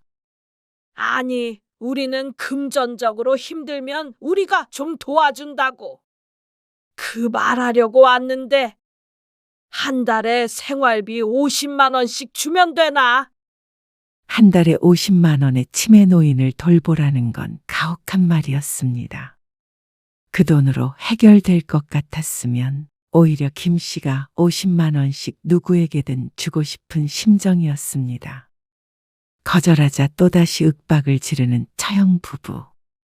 제가 30년 넘게 모셨어요. 생활비, 병원비, 그리고 빚진 것까지 제가 모든 걸 책임졌어요. 그동안 처형이나 형님은 뭐 하셨어요? 여보, 왜 이래? 당신도 그래. 말로는 요양원에 모시면 안 된다고 하지만 당신도 힘들어서 나라 간병하는 분한테 떠맡기고 있잖아. 내가 떠맡기긴 무슨. 당신 그러는 거 아니야. 우리 엄마한테 그러는 거 아니야. 당신이 우리 엄마한테 해준 게 뭐가 있는데? 나한테 해준 게 뭐가 있는데? 남들처럼 명품백 한 번 사줘봤어? 해외여행을 시켜줘봤어? 근데 왜 당신 혼자 희생하는 것처럼 말해? 우리 엄마 우리 집 들어와서 평생 애 봐주고 살림해주고 고생만 시켰잖아. 마음껏 여행도 못 가보고. 하지만 그건 김 씨도 마찬가지였습니다. 사회생활을 하며 한 달에 자신의 몫으로 받는 돈이 퇴직할 때까지 평생 30만 원을 넘겨본 적이 없었습니다. 하고 싶은 거 하나도 못 해보고 달리 취미도 갖지 못했습니다. 정말로 평생 일만 했습니다. 그런데 해준 게 뭐가 있느냐는 말은 참 뼈아픈 말이었습니다.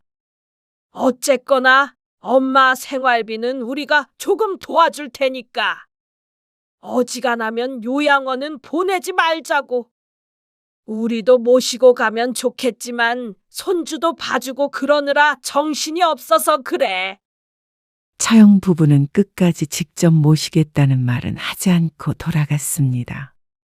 그 와중에 장모님은 큰 사위를 따라가겠다고 했죠. 그리고 김 씨와 아내는 서로 대화를 나누지 않았습니다. 내가 큰딸한테 갔으면 이 모양 이 꼴로 안 사는 건데 그때 거기로 갔어야 했어. 아니, 좀 더 부자한테 시집 보냈어야 했어. 그러던 어느 날 모처럼 정신이 든 것인지 아니면 더 놓은 것인지 장모님이 흐느끼며 하소연했습니다. 착한 것만 믿고 결혼시켰는데 착한 게 밥 먹여주나? 아니면 착한 게 집을 사주나? 내 잘못이다. 내 잘못이야. 열심히 살아왔다고 생각했는데 아내도 장모님도 김 씨를 원망하는 걸 보니 잘못 살았나 보다 생각했습니다. 정신이 온전치 못한 상황에서도 그런 말을 하는 걸 보면 그게 장모님의 진심인 듯 했습니다. 그 안에 김 씨에 대한 미안함이나 고마움은 한 톨도 보이지 않았습니다. 나 좀 나갔다 올게. 금방 와야 해. 나도 외출해야 되니까. 아내가 짜증스럽게 말했습니다. 김 씨는 대답하지 않고 나왔습니다. 퇴직을 해서 집에 있는데도 마음 편히 쉬어본 적이 없었습니다. 늘 무거운 짐이 김 씨를 짓누르고 있었습니다. 그래서 김 씨는 이제 그 짐을 내려놓기로 마음먹었습니다. 김 씨가 집으로 돌아와서 외출 준비를 하는 아내에게 서류를 내밀었습니다. 이게 뭐야? 이혼 서류. 옷을 갈아입고 있던 아내가 놀란 눈을 하고 돌아보았습니다. 무슨 말이야? 갑자기? 이혼? 그래. 당신은 당신 뜻대로 장모님 모시고 살아. 나는 이제 따로 나가서 살게. 뭐? 정말 당신 해도 너무한 거 아니야? 우리 엄마 치매 걸렸다고 이렇게 이혼을 하자 그래? 자식 도리하기 싫어서? 나는 장모님 자식이 아닌데도 평생 자식돌이하고 살았어. 이만하면 됐잖아.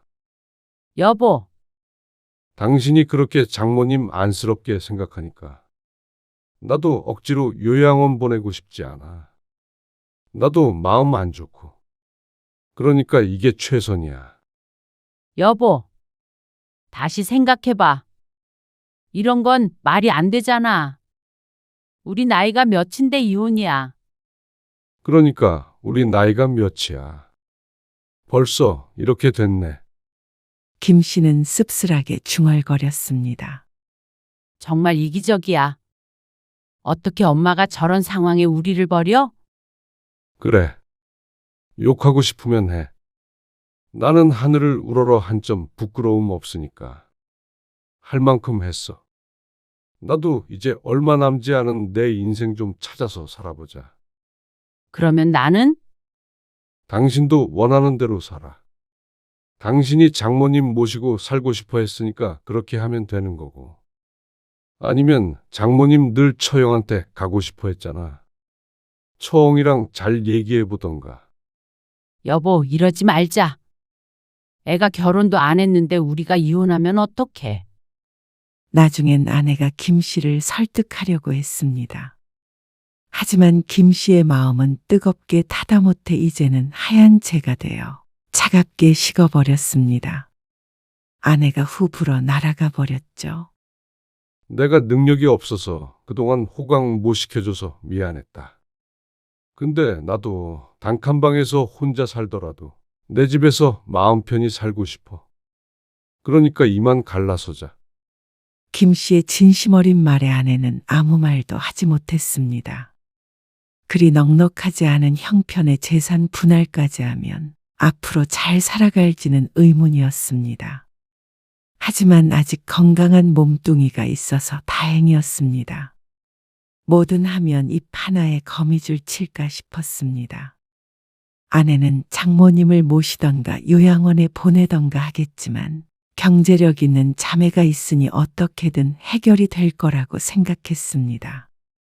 당신, 나이 먹고 남자 혼자 살 수 있는 줄 알아? 금방 후회하게 될 거야. 그때 가서는 나도 당신 안 받아줘. 힘들 때 우리 버린 거 아니죠? 아내는 끝까지 김 씨를 원망했습니다. 당신은 부디 잘 살아. 그렇게 그해 김 씨는 아내와 이혼 도장을 찍었습니다. 김 씨는 작은 아파트 전세로 이사했습니다. 방 한 칸이 있는 1인 가정을 위한 아파트였습니다. 30몇 년 만에 처음으로 혼자만의 공간을 가지게 되었습니다. 그리고 이혼 후 얼마 안 돼서 곧장 새로운 직업을 가지게 되었습니다. 계약직이고 전에 하던 일과는 전혀 상관없는 일이었습니다. 또 박봉이었고 말이죠. 하지만 이 나이에 최저시급이라도 받고 뭐라도 할 수 있는 것에 감사했습니다. 혼자 살면 밥 3끼만 먹으면 살아갈 수 있었습니다. 그러면 조금씩 모아서 80 넘어서는 좀 쉴 수 있지 않을까 싶었습니다. 김 씨는 퇴근 후 러닝셔츠를 입고 맥주를 한 캔 땄습니다. 안주는 컵라면이었습니다. 챙겨줄 사람도 없지만 다시 말해 눈치 볼 사람도 없었습니다. 생전 보지 못했던 드라마도 틀어서 보았죠. 처음에는 적막함이 어색했지만 금방 적응이 되었습니다. 아니, 오히려 평온했습니다. 한편 아내의 소식은 딸을 통해서 듣게 되었습니다. 할머니 지난주에 요양원 들어가셨어요. 안 가겠다고 그러시는 거 이모가 끌고 갔다고 그러더라고요. 엄마는 뭐라고 그래? 엄마가 먼저 보내야겠다고 이모한테 전화한 거래요. 도저히 못 돌보겠다고. 어쩌면 김 씨는 이미 알고 있었습니다. 치매 앞에는 효자가 없다는 걸 몸소 깨달았으니 말이죠. 엄마는 3일 전에 마트에 출근했는데 오늘 전화해보니까 출근 안 했대요. 못하겠다고 그만뒀어요. 아이고, 근데 아빠는 신경 쓰지 말고 아빠 인생 사세요. 엄마도 어떻게든 살겠지. 나도 있고. 아빠 너무 고생했잖아요. 딸의 그 말 한마디에 그동안의 모든 서름이 씻겨 내려가는 듯 했습니다. 숨가쁘고 고된 인생의 끝에서 누군가가 수고했다고 말해주는 것 같았습니다. 김 씨는 남몰래 눈물을 훔쳤습니다. 나이가 드니 자꾸만 눈물이 나는 것 같아 얼른 닦고 말았습니다. 그리고 2년 뒤 장모님의 부고 소식을 듣고 김 씨는 장례식에 참석했습니다. 그리고 그곳에 있는 사람들 중 김 씨가 가장 많이 운 듯했습니다. 고마워, 여보. 미안했어. 그제서야 아내는 김 씨에게 고맙다고 미안하다고 했습니다. 김 씨는 말없이 고개를 끄덕였습니다. 당신도 마음 잘 추스르고 잘 지내. 김 씨는 장례가 끝나고 아내에게 작별 인사를 하고 뒤돌아섰습니다. 그런 김 씨를 아내는 붙잡고 싶은 표정이었습니다. 손을 뻗었다가 뒤돌아서는 김 씨를 보더니 슬그머니 손을 내렸습니다. 김 씨는 60대가 되었지만 이제 인생의 진짜 시작처럼 느껴졌습니다. 아내에게는 서운한 것도 많고 지금도 가슴에 박혀 빠지지 않은 가시가 있었습니다. 하지만 아내가 불행하길 바라지 않았습니다. 장례식장을 빠져나오는 김 씨의 발걸음은 눈물에 젖었지만 가벼웠죠.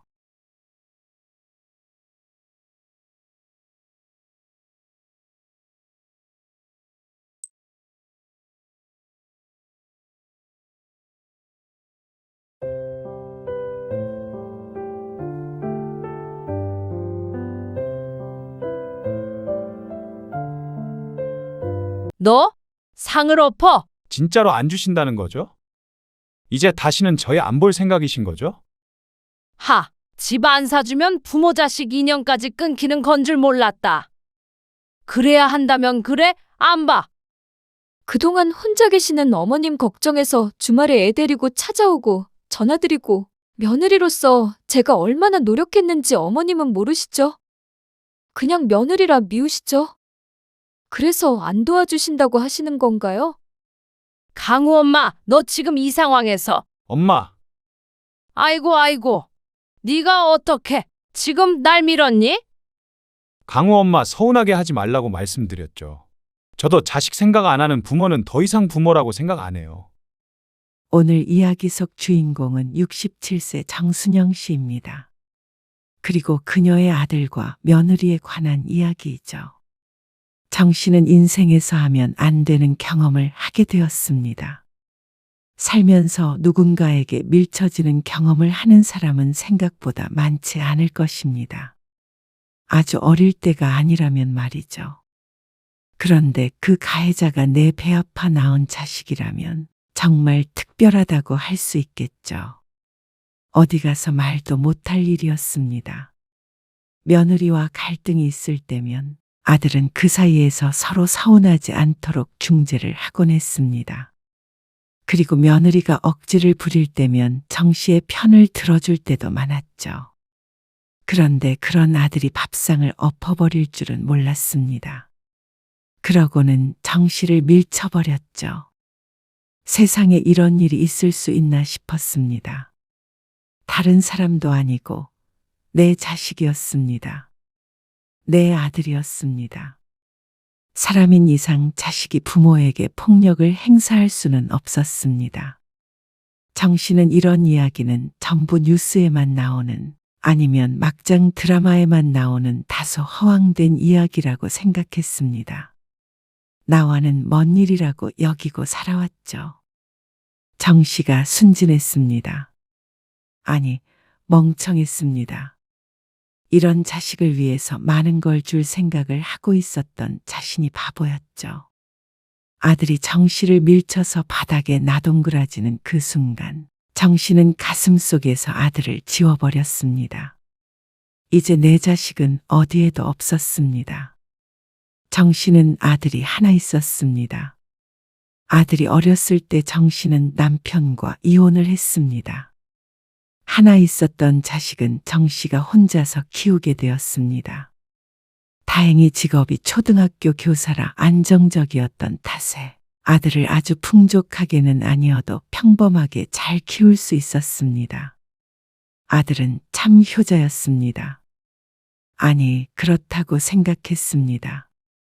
한 번도 어긋난 적 없었고 다른 집 아들들보다 정 씨에게 다정했습니다. 결혼하면 전화 한 통 하기도 힘들다는 지인들의 자식들과는 사뭇 달랐습니다. 주말이면 가끔씩 며느리와 손주를 데리고 와서 밥을 먹고 가기도 했고 어디가 아프면 병원에 데려다 주기도 했습니다. 그러니 주변에서 효자라고 부러워했죠. 하지만 그래서 그런가 며느리는 그게 늘 불만인 것 같았습니다.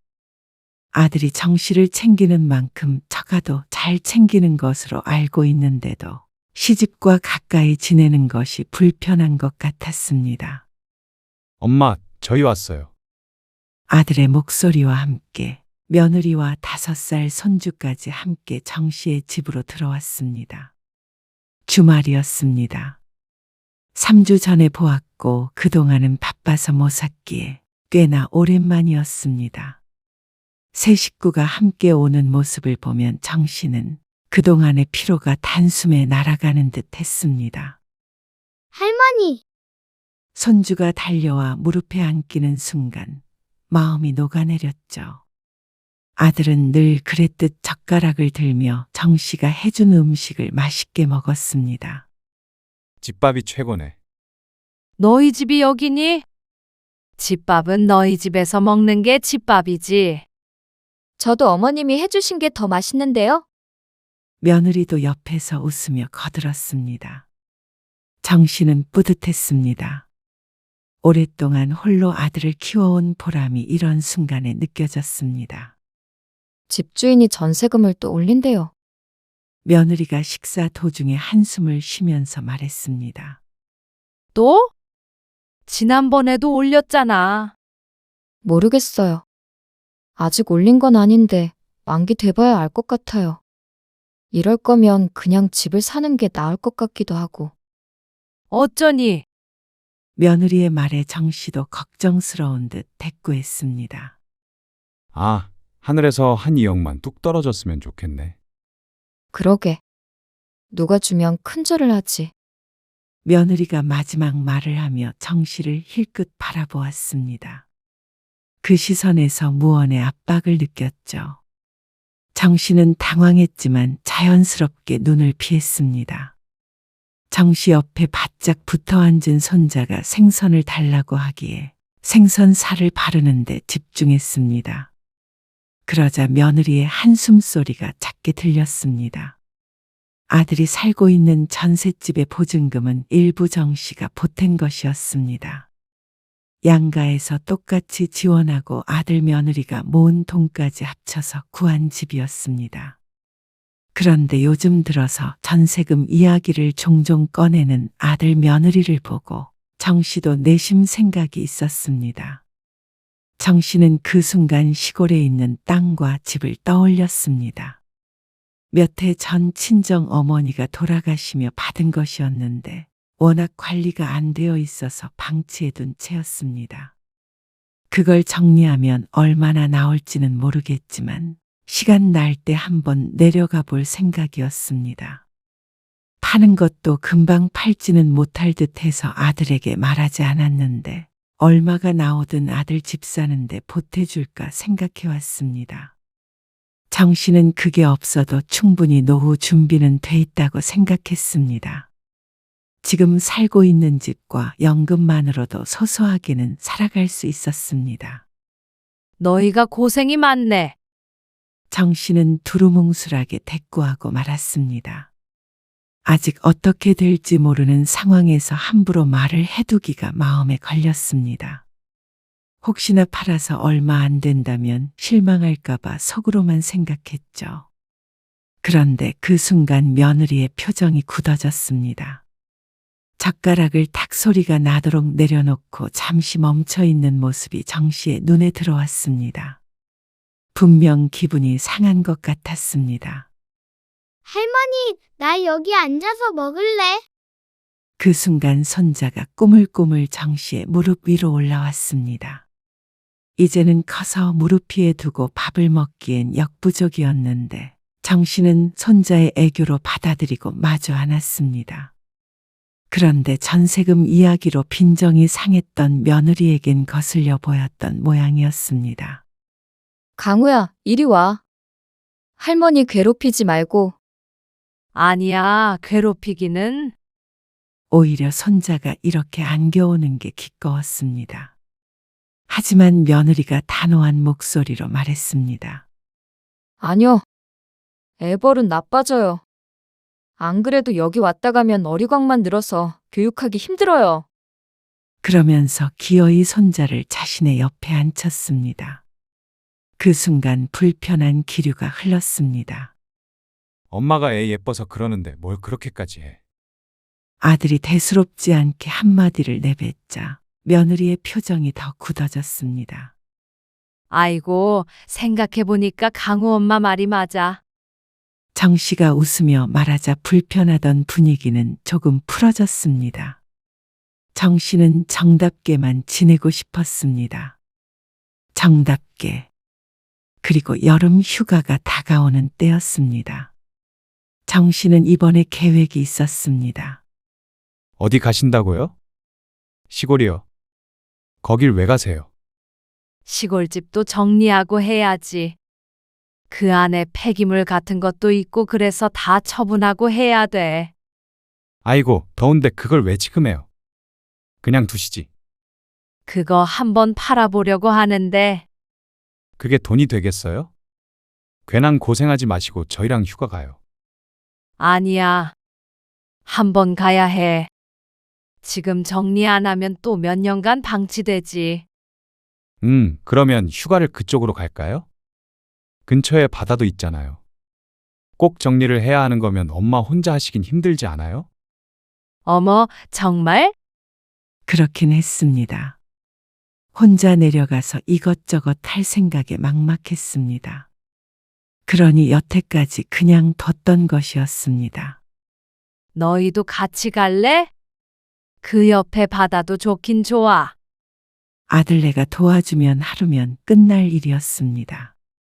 그런데 그 말에 놀란 사람이 있었습니다. 휴가를 같이 가자고. 작년에는 장인어른이랑 장모님 모시고 놀러 갔다 왔으니까. 아, 그건 그렇지만. 며느리의 눈치가 빤했습니다. 그렇게는 휴가를 보내고 싶지 않은 듯 했습니다. 괜히 아들네 휴가 망치고 자신도 눈칫밥 먹기가 싫어서 정 씨가 얼른 대꾸했습니다. 아니야. 나는 내려가는 김에 고향 사람들도 보고 하면 돼. 너희끼리 좋은 시간 보내. 사실 아는 고향 사람이 지금도 있을까는 의문이었지만 아들 며느리 마음 불편할까봐 둘러댔습니다. 가서 하루만 같이 정리하고 이틀 동안 바다에서 놀다 오면 좋지 않아? 강희도 좋아할 것 같은데. 아니, 휴가 가서 일까지 해? 그럴 거면 나는 차라리 강희 데리고 친정 갈게. 뭐? 그게 무슨 휴가야? 가족끼리 보내야지. 그렇잖아. 휴가에 시집 일하자는 사람이 어디 있어. 일만 하자는 게 아니잖아. 당신은 왜 항상 어머님 일에만. 아니다. 아이고, 됐어. 어차피 같이 갈 생각도 없었어. 그러자 아들도 며느리와 다툴 생각까지는 없었는지 고개만 끄덕이고 말았습니다. 아들이 함께 도와주는 줄 알고 화색이 되었던 정씨만 한숨을 쉴 뿐이었습니다. 이번에 내려가면 며칠간은 고생을 해야겠다 싶었습니다. 결국 정씨는 아들네가 여름 휴가에 사돈네와 함께 여행을 다녀오는 동안에 혼자 고향으로 내려갔습니다. 뙤약볕 아래서 고생을 꽤나 했습니다. 폐기물을 싣고 풀 정리하는 것은 사람을 썼지만 그렇다고 해서 정씨가 놀고만 있을 수는 없었죠. 집 안에 있는 짐 중에서 정씨가 챙길 물건들이 몇 가지 있었습니다. 그것들을 옮기고 팔기 위해서 부동산 여러 군데에 내놓고 사진을 찍어서 보내주고 할 일은 많았습니다. 관공서에 돌아다니며 집과 땅에 관한 서류들도 떼놓았습니다. 그래도 집이 멀쩡하네요. 그러게요. 관리를 안 해서 허물어야 될 줄 알았더니 열쇠는 여기 마루 밑에다가 둘게요. 이게 도심에 있는 곳이 아니라 파는데 시간이 많이 걸릴 수도 있어요. 근데 가격은 꽤 받을 수 있겠는데요. 요즘에는 이런 곳 찾는 사람도 있어서요. 그리고 이 앞까지 뭐가 들어선다는 말도 있어서 물어보는 손님도 적지 않고요. 영상 찍어서 인터넷에 올려도 되죠? 네. 알아서 해주세요. 네. 그러면 연락드리겠습니다. 바닷가를 구경할 힘도 없어서 정리를 마치고 곧장 다시 집으로 올라왔습니다. 그때는 몰랐습니다. 이 돈이 훗날 자신의 무기가 될 줄은 말이죠. 그리고 가을이 되어서 정씨는 허리 수술을 받게 되었습니다. 오래된 디스크가 악화되어서 더 이상 미룰 수 없는 상황이었습니다. 며칠 옆에서 부축해줄 사람이 필요한데 그거 좀 알아봐 줄래? 강우 엄마한테 부탁해 보려고 해요. 뭐? 아니야. 뭐 하러 그래? 힘들게. 한동안은 거동이 불편해서 부축을 받아야 하는데 아들은 그걸 며느리에게 부탁하겠다고 했습니다. 정씨는 한사코 말렸습니다. 그런데 웬일인지 며느리가 흔쾌히 그러겠다고 한 모양이었습니다. 안 그래도 되는데. 사람 쓰면 되지 왜 강우 엄마가 고생을 해? 괜히 며느리 부려먹는 시어머니가 된 것 같은 기분에 민망해서 말했더니 며느리가 웃으면서 대꾸했습니다. 그래도 어머님 아프신데 제가 해야죠. 그리고 이번 기간도 며칠 안 되잖아요. 강우 어린이집 가서 낮에는 시간 많이 있어요. 웃으면서 말하는 며느리의 모습에 정씨는 마음이 뭉클했습니다. 이만 들어가 봐. 할 일도 별로 없는데. 어머님 씻으셔야 하잖아요. 저도 할만해서 하는 거니까 부담 갖지 마세요. 아이고. 고마워. 그런데 이틀 뒤 며느리가 집으로 돌아가기 전에 정씨에게 넌지시 말했습니다. 정말 남의 집에서 못 살겠어요. 그런다고 무리해서 대출받아서 집을 사기에도 요즘 이자가 좀 비싸요? 그렇지. 어머님은 여유가 좀 있으시죠? 여유? 아니, 연금도 나오고 하잖아요. 어머님 댁도 있고. 뭐 여유랄 것까지는 없고. 혼자 살아갈 정도지. 그러시구나. 그래서 저는 어머님이 도와주셨으면 하는 마음이 있어요. 솔직히. 정말로 솔직하고 직접적으로 말을 꺼내는 며느리 때문에 정씨는 잠시 말을 잃었습니다. 그게 글쎄. 집 사는데 한두 푼 드는 게 아니니까. 정씨도 아들네가 결혼할 때 해줄 만큼 해줬다고 생각했습니다. 그리고 정씨도 곧 70대였습니다. 이제는 자식이 아닌 노후를 생각할 때였죠. 시골집은 생각을 안 했던 부분이기에 그게 처분되면 아들에게 줄 생각이었지 지금 살고 있는 집을 줄인다거나 대출을 받는다거나 하는 방식으로 도와줄 수는 없었습니다. 자식을 위하는 마음은 무척 컸지만 그렇기 때문에 내 앞가림을 스스로 해야 한다고 생각했으니 말이죠. 젊은 아들 내외는 앞으로 재산을 축적할 일이 많겠지만 정 씨는 아니었습니다. 그렇기 때문에 가진 돈 탈탈 털어주고 나중에 아들에게 의지해서 살면 그것만큼 비참한 노후가 없다고 생각했죠. 서운하네요. 자식이 둘셋 있는 것도 아니고 가진 것 많으신데 그렇게 꼭 쥐고 있으셔야 해요? 며느리가 갑자기 감정이 격해졌는지 따지는 투로 말했습니다. 정 씨는 당황했습니다. 막말로 정 씨가 큰 재산을 꼭 쥐고 아들에게 한 푼도 주지 않겠다고 하는 상황도 아니었습니다. 그저 아들이 전세에서 자가로 가는 일보다 정 씨의 남은 이 30년 노후가 더 중요하다고 생각했을 뿐이었습니다. 저도 어머님한테 나름 며느리 노릇한다고 그동안 힘들었어요. 그러면 그 정도는 해주셔도 되는 거 아닌가요? 며느리의 말에 정 씨도 심정이 복잡했습니다. 그리고 화도 났습니다. 며느리 노릇. 정 씨가 집을 해줘야 할 만큼 며느리에게 대단한 대접을 받았다고 생각하지 않았습니다. 물론 며느리 입장에서는 다르게 생각할 수도 있겠지만 말이죠. 그런데 아무리 그렇다고 한들 시어머니에게 이런 식으로 말하는 며느리가 있나 싶었습니다. 그동안에도 하고 싶은 말 다 하며 종종 정 씨의 속을 뒤집어 놓기도 했었는데 오늘은 너무나 노골적이고 공격적이었습니다. 아마 말려줄 아들이 없어서 그런 것이 아닌가 싶었습니다. 그런데 동시에 짠하기도 했습니다. 아직 30대이니 철이 덜 들었다고 생각하면, 어린 딸이라고 생각하면 어른된 입장에서 이해해 주자 싶기도 했습니다. 정 씨는 심호흡을 했습니다. 나름대로 화를 가라앉히기 위해 노력을 했죠. 그러고 나서 며느리에게 조용히 말했습니다. 여름에 정리하고 온 시골집 말이야. 땅이랑 같이 부동산에 내놓고 올라왔어. 그거 팔리면 너희 줄게. 그게 언제 팔리는데요? 글쎄, 금방 팔리지 않는다고는 했어.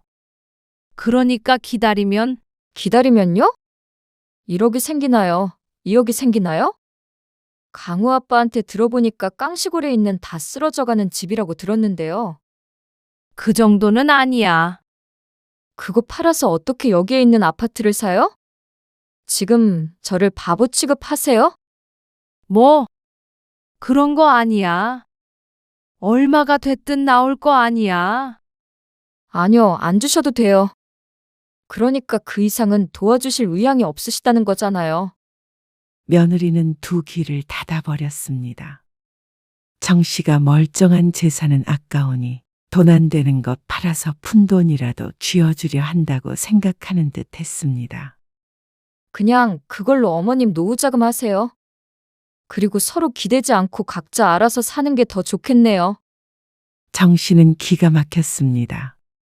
1,000만 원이 됐든 2,000만 원이 됐든 하다못해 몇백이 됐든 간에 거저 준다고 하면 고마워해야 하는 거 아닌가 싶었습니다. 엎드려 절을 하길 바라는 것도 아니었지만 그렇다고 필요 없다고 화를 낼 줄은 몰랐습니다. 이렇게 돈을 우습게 알아서 어떻게 돈을 모아 내 집 마련을 하려는 것인지 몰랐습니다. 아이가 벌써 5살인데 아직까지 부모에게 손을 벌릴 생각만 하는 것에 실망감도 들었습니다. 더 이상 며느리와는 이런 대화를 나누면 안 되겠다고 다짐하게 되기도 했죠. 그래, 그게 싫다면? 알았다. 마음 같아서는 내가 집을 사줘야 하는 의무라도 있느냐고 소리치고 싶었습니다.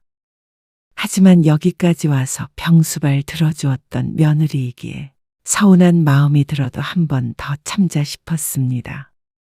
그래서 여느 때와 같이 꾹 눌러 참고 말 뿐이었습니다. 입이 대빨 나와 있는 며느리를 정 씨가 이해해야 했습니다. 그런데 며느리가 효심이 있어 정 씨의 간병을 하는 것이 아닌 모양이었습니다. 집 얘기가 나온 이후로 며느리의 행동이 180도 변했습니다. 이렇게 투명하게 속이 들여다 보이는 사람이 있나 싶을 정도였습니다. 그러니까 평소에 건강 관리를 하셨어야죠.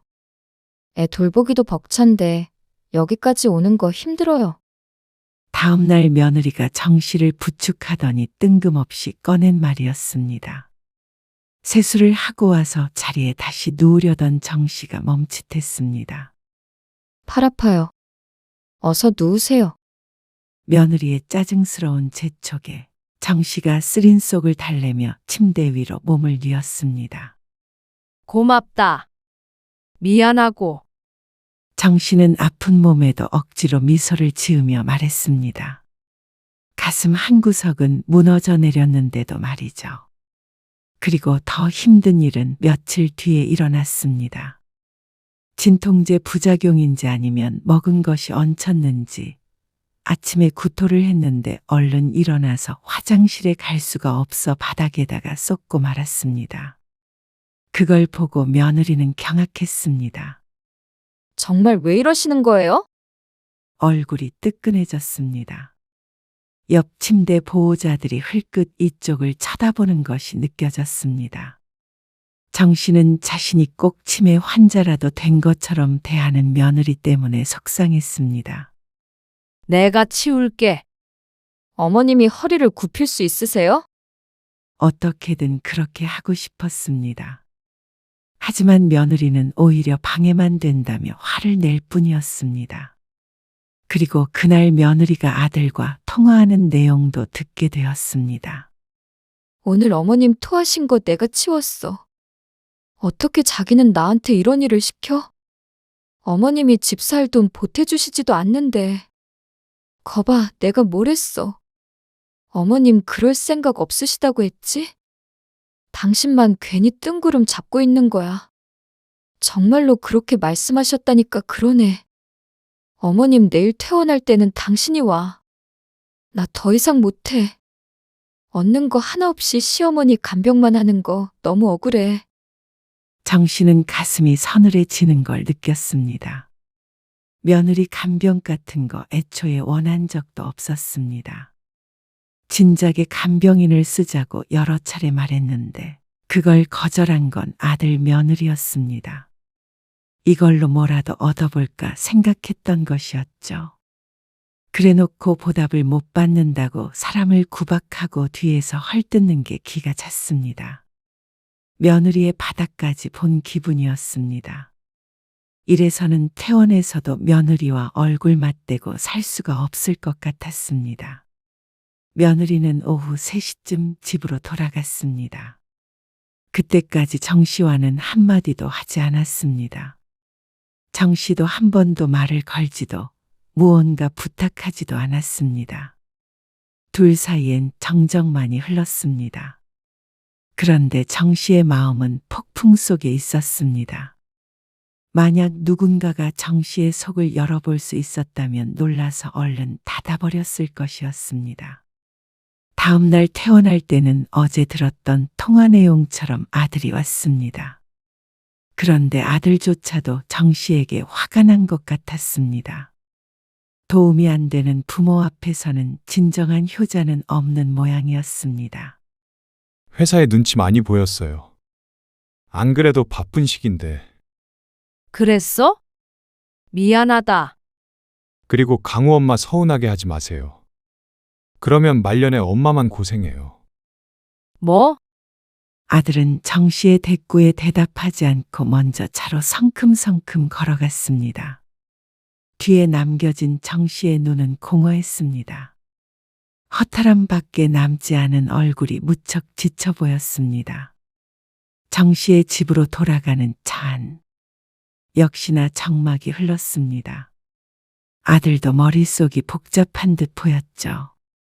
그리고 퇴원하고 며칠 뒤에 아들 며느리가 찾아왔습니다. 이 집 엄마 살기에 너무 크니까 작은 집으로 이사하시고 남은 돈으로 저희 좀 보태주세요.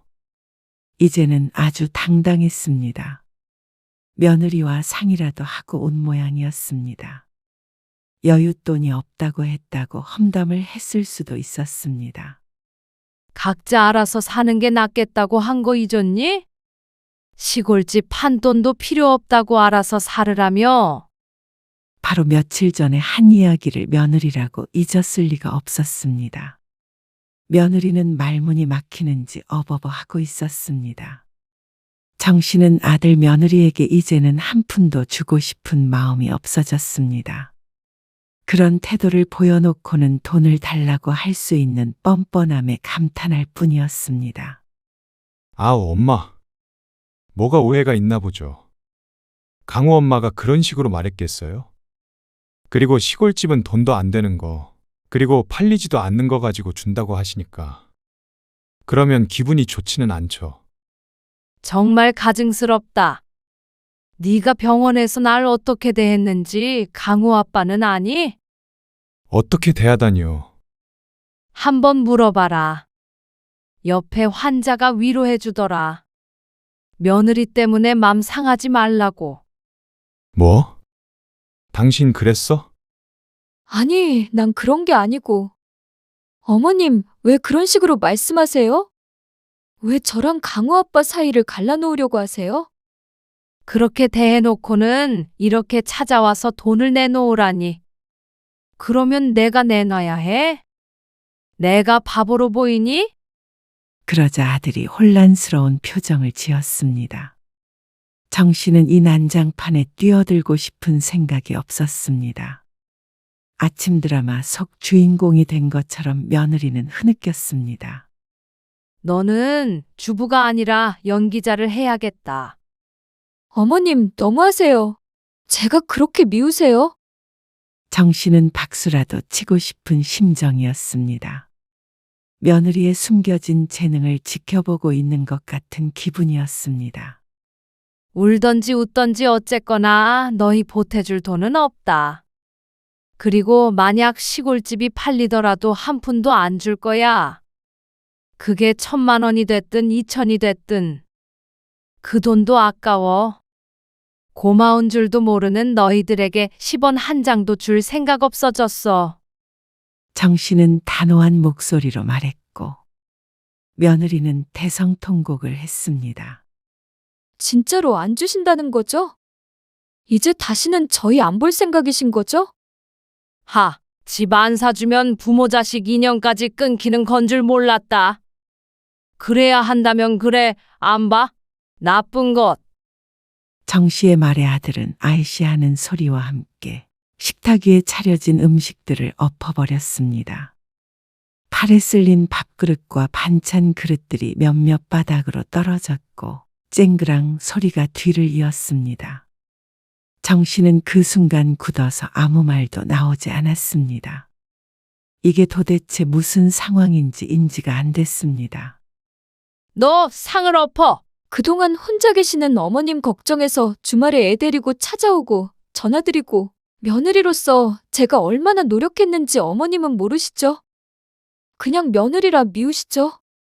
그래서 안 도와주신다고 하시는 건가요?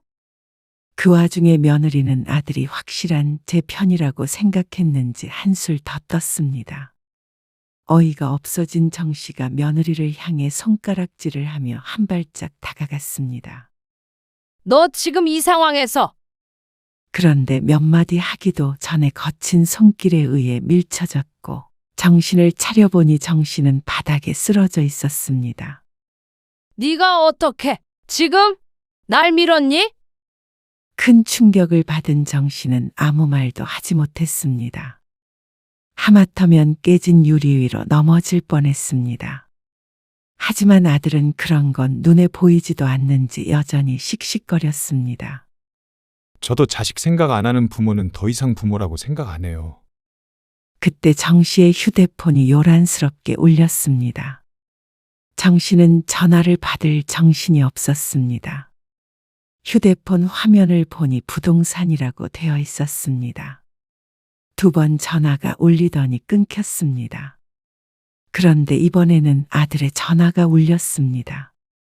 혹시나 연락이 안 되면 전화하라고 아들의 번호도 남겼던 것이 기억났습니다. 여보세요. 아들은 화를 가라앉히며 전화를 받았습니다. 그리고 갑자기 눈이 커졌습니다. 2억이요? 2억에 사고 싶어 하는 사람이 여러 명 있다고요? 정 씨도 정신없는 와중에 놀라기는 마찬가지였습니다. 가치가 없는 땅이라고 생각했었는데 오래 묵혀두니 이런 일도 있나 싶었습니다. 그리고 정 씨보다도 놀란 것이 아들이었습니다. 네. 당연히 팔 거예요. 어머니 계좌번호요? 아, 예. 가계약금이요. 네. 보내드릴게요. 예. 아들은 얼떨떨하게 전화를 끊었습니다. 예상보다 큰 목돈이 생긴 것에 아직도 놀란 상태였습니다. 2억이라고? 2억? 하도 버려지는 시골 폐가들이 많아 골칫거리라고 뉴스에 나오니 아들도 그 정도로 생각한 모양이었습니다. 하지만 정 씨가 팔려던 이유도 땅 때문이었습니다. 싸더라도 면적이 있기에 몇 천은 받을 수 있지 않을까 싶었던 것이죠. 그런데 2억이나 받을 거라고는 상상하지 못했습니다. 부동산이 꽤나 받을 거라고 얘기했던 말도 흘려들었죠. 2억이래. 아들과 며느리는 서로 얼싸안으며 제1인 것 마냥 기뻐했습니다. 그런데 그 순간 바닥에 엎어져 있는 정 씨를 보고는 정적이 흘렀습니다. 아들의 얼굴엔 순식간에 많은 감정들이 지나갔습니다. 엄마, 일어나세요. 아들은 엉거주춤 손을 내밀며 정 씨를 일으키려 했습니다. 그리고 그 손을 정 씨는 것에게 뿌리쳤습니다. 2억이고 뭐고 중요하지 않게 느껴질 만큼 아들에 대한 분노가 꺼지지 않았습니다. 아직도 손이 부들부들 떨렸습니다. 제 손으로 밀어놓고는 2억이라는 소리에 다시 손 내미는 아들이 사람처럼 보이지 않았습니다. 돈 몇 푼의 금수만도 못한 자식이 될 수 있다는 사실을 절절히 깨달았습니다. 어머님, 그거 판돈 저희 주시기로 했잖아요. 며느리가 조심스럽게 말을 꺼냈습니다.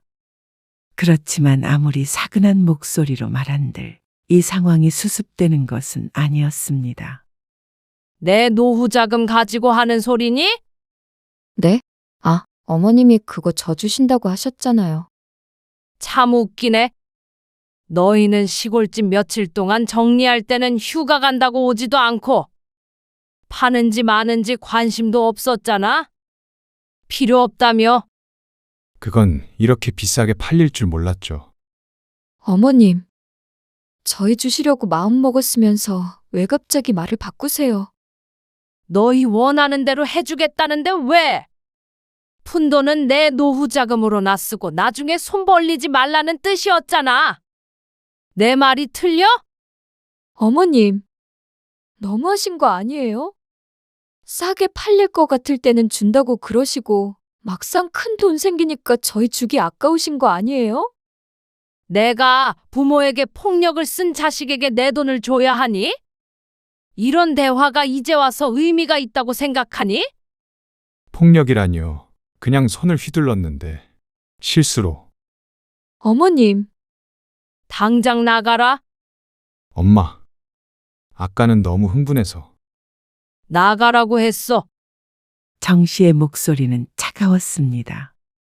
아들은 당황한 듯 며느리를 바라봤지만 며느리 역시 어쩔 줄 몰라 했습니다. 어머님, 저희가 잘못했어요. 다시 얘기해요. 하지만 정 씨는 끝내 그 이야기를 듣지 않고 아들네를 쫓아냈습니다.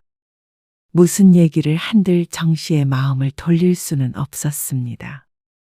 그런다고 아들이 정 씨에게 한 행동이 없던 일이 되지 않았습니다. 정 씨는 아들이 엎어놓은 식탁을 사진을 찍고 무릎에 멍이 든 것까지 찍어 경찰에 신고했습니다. 이 일을 용서할 생각은 추호도 없었습니다. 그리고 그 주말 정 씨는 부동산 사무소에 앉아 있었습니다. 이 오피스텔은 어떠세요? 대학가 근처라 월세 수입이 안정적이에요. 2억으로는 노후 자금에 보탤 수 있는 부동산을 살 예정이었습니다. 원래대로였다면 고스란히 아들의 주택 구입 자금에 쓰일 돈이었습니다. 좋네요. 정 씨는 망설임 없이 계약을 했습니다. 시골 땅 매도 계약과 오피스텔 매수 계약 모두 말이죠. 연금의 월세 수입까지 더하면 좀 더 여유로운 노후가 보장될 듯 했습니다. 그리고 아들 며느리는 꾸준히 찾아왔습니다. 엄마, 문 좀 열어주세요. 어머님, 잘못했어요. 문 밖이 시끄러웠습니다. 정 씨가 전화를 받지 않으니 자꾸만 찾아오는 것이었습니다. 엄마, 경찰에 신고한 것만이라도 우선 어떻게 해주세요. 조사나 받고 와. 잘못한 게 있으면 벌을 받아야지. 아무리 그래도 어떻게 가족끼리 이래요? 가족끼리 폭력을 쓰는 건 말이 되니? 죄송해요. 제가 정신이 나갔었어요. 용서해주세요. 나는 이제 아들은 없다고 생각하고 살 테니까. 너희가 말한 대로 각자 알아서 잘 살자. 그리고 한 번만 더 찾아오면 이 집도 팔아버리고 갈 거야. 정 씨가 아들에게 으름장을 놓았습니다. 그제서야 문 밖이 조용해졌습니다. 정 씨는 그날 가슴 속에서 아들을 지웠습니다. 남들도 정 씨에게 폭력을 휘두른 적이 없으니 이제는 오히려 남보다도 못한 사이라고 하는 게 맞았습니다. 아들은 결국 폭행죄로 벌금을 선고받았습니다. 그리고 그것과는 별개로 정 씨에게도 손해배상을 해야 했습니다. 다친 곳은 없었지만 위자료는 받을 수 있었죠. 그렇다고 아주 큰 돈은 아니었지만 아들에게 정신적 타격은 확실히 있는 것으로 보였습니다. 하지만 그날의 정 씨가 받았던 충격에 비하면 별것 아닌 것이었습니다. 정 씨는 그날 세상이 무너지는 것 같은 기분을 느꼈기 때문이었습니다. 그리고 그로부터 1년 반이 지났을 때 정 씨는 심적으로도 어느 정도 회복이 되었습니다. 남들이 말하는 안정적인 노후를 보내고 있었습니다. 그리고 아들은 전세금을 못 올려줘서 훨씬 작은 집으로 이사를 하게 됐다는 메시지를 보내왔습니다. 정 씨는 답장을 하지 않았습니다. 손자 생각에 마음이 아프기도 했지만 정 씨는 자신의 선택을 후회하지 않았습니다. 존경받지 못할 자식에게 의지하며 사는 것보다는 홀로 당당하게 사는 것이 훨씬 나은 삶이라고 믿었습니다. 자식과 떨어져 산다고 세상은 끝나지 않았습니다.